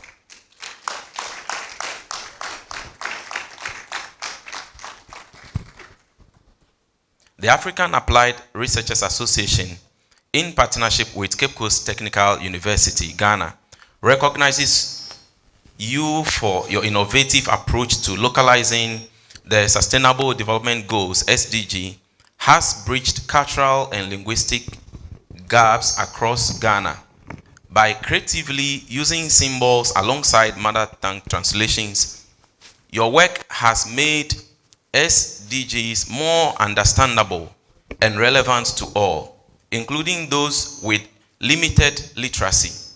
Indeed, your work has empowered communities to engage actively with global sustainability efforts, ensuring that the SDGs principles resonate deeply within every Ghanaian's heart and mind, regardless of language or educational level.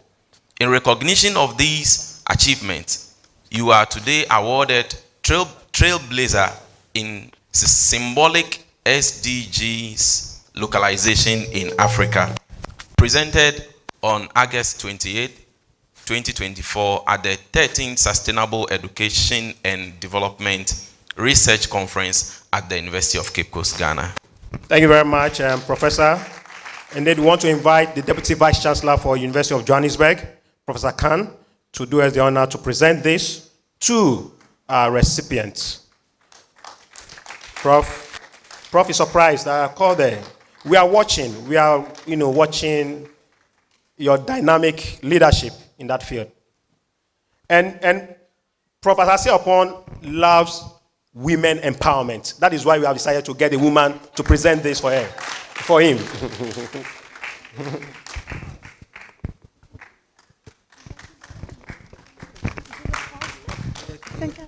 Reverend? I do. Can I say something? I must admit, he did catch me. I was working while I was sitting there as well. And that's something that all of us do. Women multitask very well. So I think everybody knows that. But thank you so much. Congratulations. This is a tremendous achievement, and it's very well deserved. And it's an honor for me to present this to you. Well done.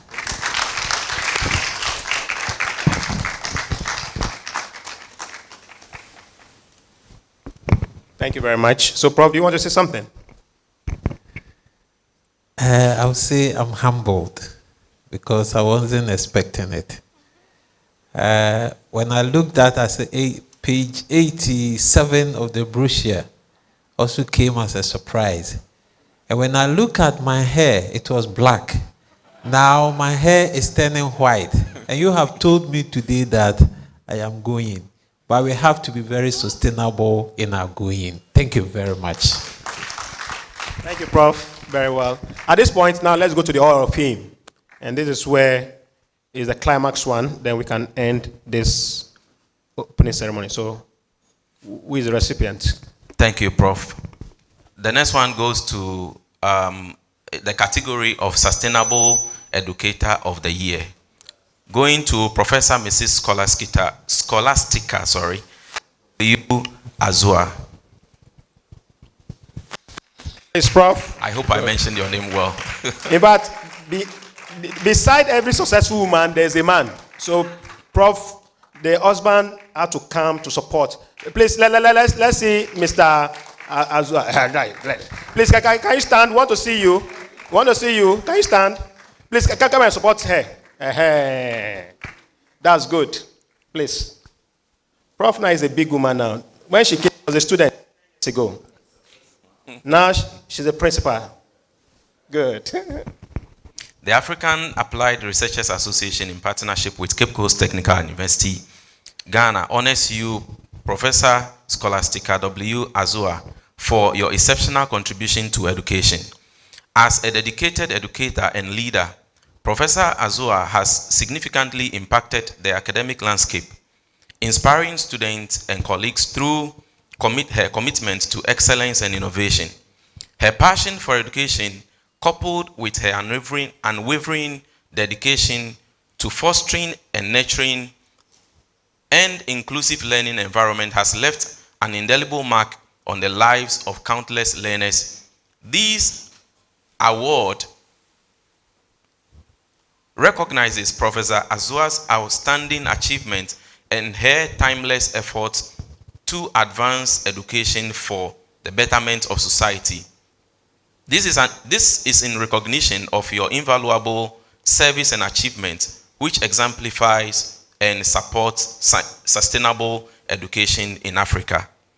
In appreciation of these achievements, you are awarded Sustainable Educator of the Year, presented on August 28, 2024 at the 13th Sustainable Education and Development Research Conference at University of Cape Coast, Ghana. Thank you very much. At this point, we'll call on Professor Abdullahi and the Deputy Minister for Education, since she is the principal of a college of education.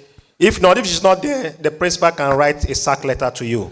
So, Deputy and Prof, do us the honor to do this. So that let the deputy come. You want to take a picture? You want to take a picture? Okay. So today, Daddy wants to. So Daddy, you can go this way. Daddy wants to be a paparazzi. You can go this way and take the picture. No, Daddy. Okay. Let me take you the picture so you be here. Please, let someone take a picture for him. Good. So please, give to yes. Yes, good. So I think the two of them would have to present. So Prof. Bashir, you do that. Do that. Do that. Yes, you can stand. Good.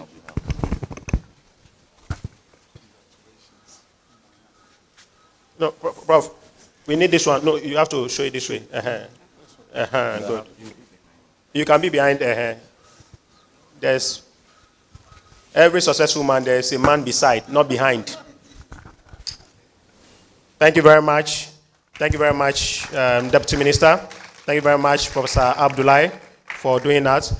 Prof, do you have any message here? In fact, Prof came with a staff. The staff, would you come and do I have my people here? They are out. Okay. Okay.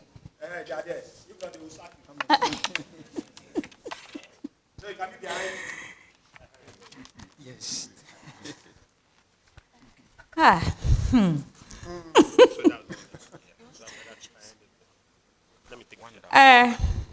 My dear researchers, I am so grateful this afternoon for this wonderful gift. I remember when I started 10 years ago, and I was called on stage to present my first paper, I was shivering all over the place. I didn't know where to start, and I didn't know where to end. I didn't know whether I was even talking on a particular problem. But today, if I am an associate professor, it means this particular group has done a yeoman job. They started with me when I wasn't even a master's degree holder. So for me to get to this level, the first paper I presented, the contributions they gave was so powerful that it brought me to this end. So I am very grateful. Thank you so much, especially Professor Emmanuel Bamford. You have done a yeoman's job. At a point, I worried you night and days. Is it right? How do I do it? So today, I appreciate you. I also want to thank freshers in the field that no matter what you are presenting, just come and say something, and they will help you get there. Thank you very much. I am grateful. very much. Cool. Okay. Thank you very much.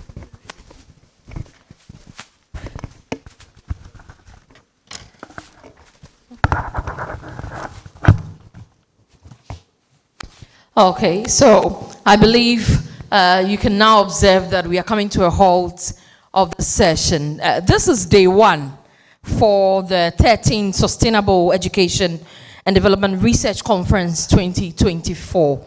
It's been a very good day. Congratulations to all recipients, honorary awards, and all recipients, I must say. And then we look forward to seeing more of this in the subsequent editions. On that note, I just want to say a very big thank you. I don't know whether self-ordained priest will want to end with us. Prof, would you want to close the day with us? But right after the prayer, we'll do the photo session and go for the lunch break. So yes, please, Prof. I just want to say a big thank you to you all for coordinating with me in this journey. Hope to see you all tomorrow. My name is Nana Mejuba with Asasi Radio.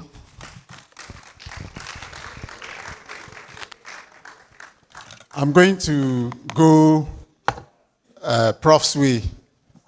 I'm a student of linguistics, and he advocated the use of the mother tongue.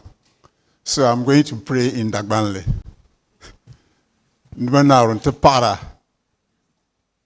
Tendiem pile te de pile na yule. Ka chekate jini vien yela.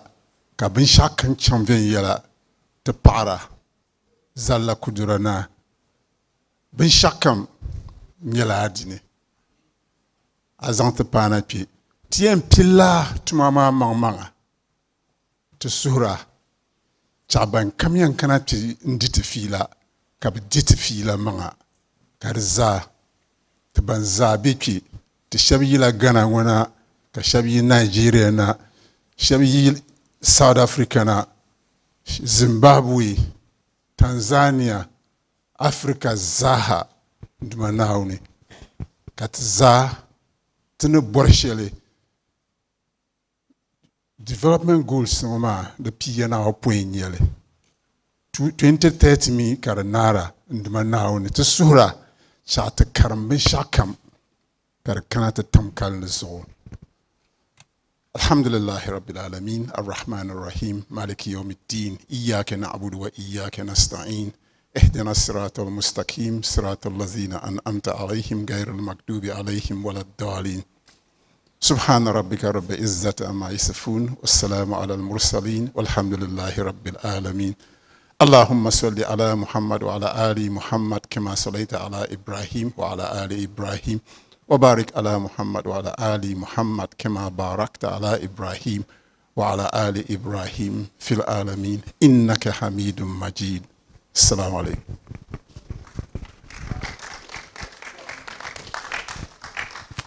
At this moment, we'll be going out, but we want to take some picture.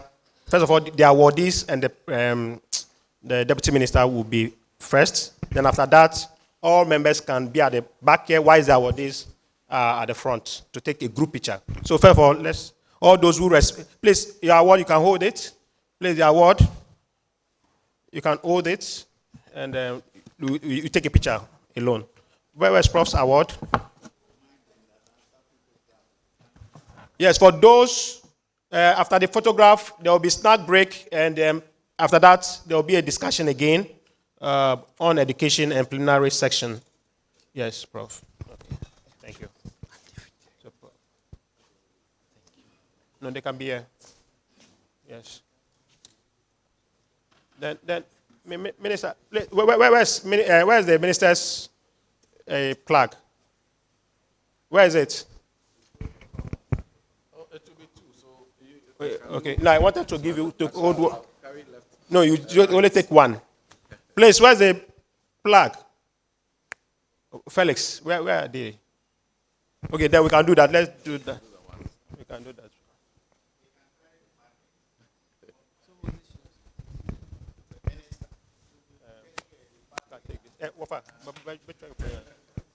Please, where's the plug?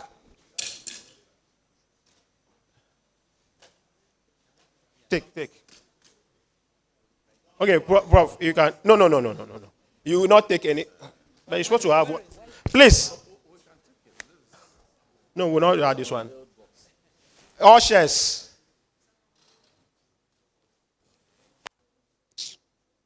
Sophia Equia, where are you? Uh-oh.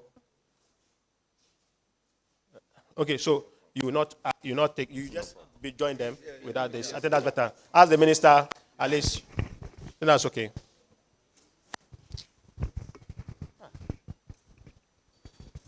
Where is the plaque?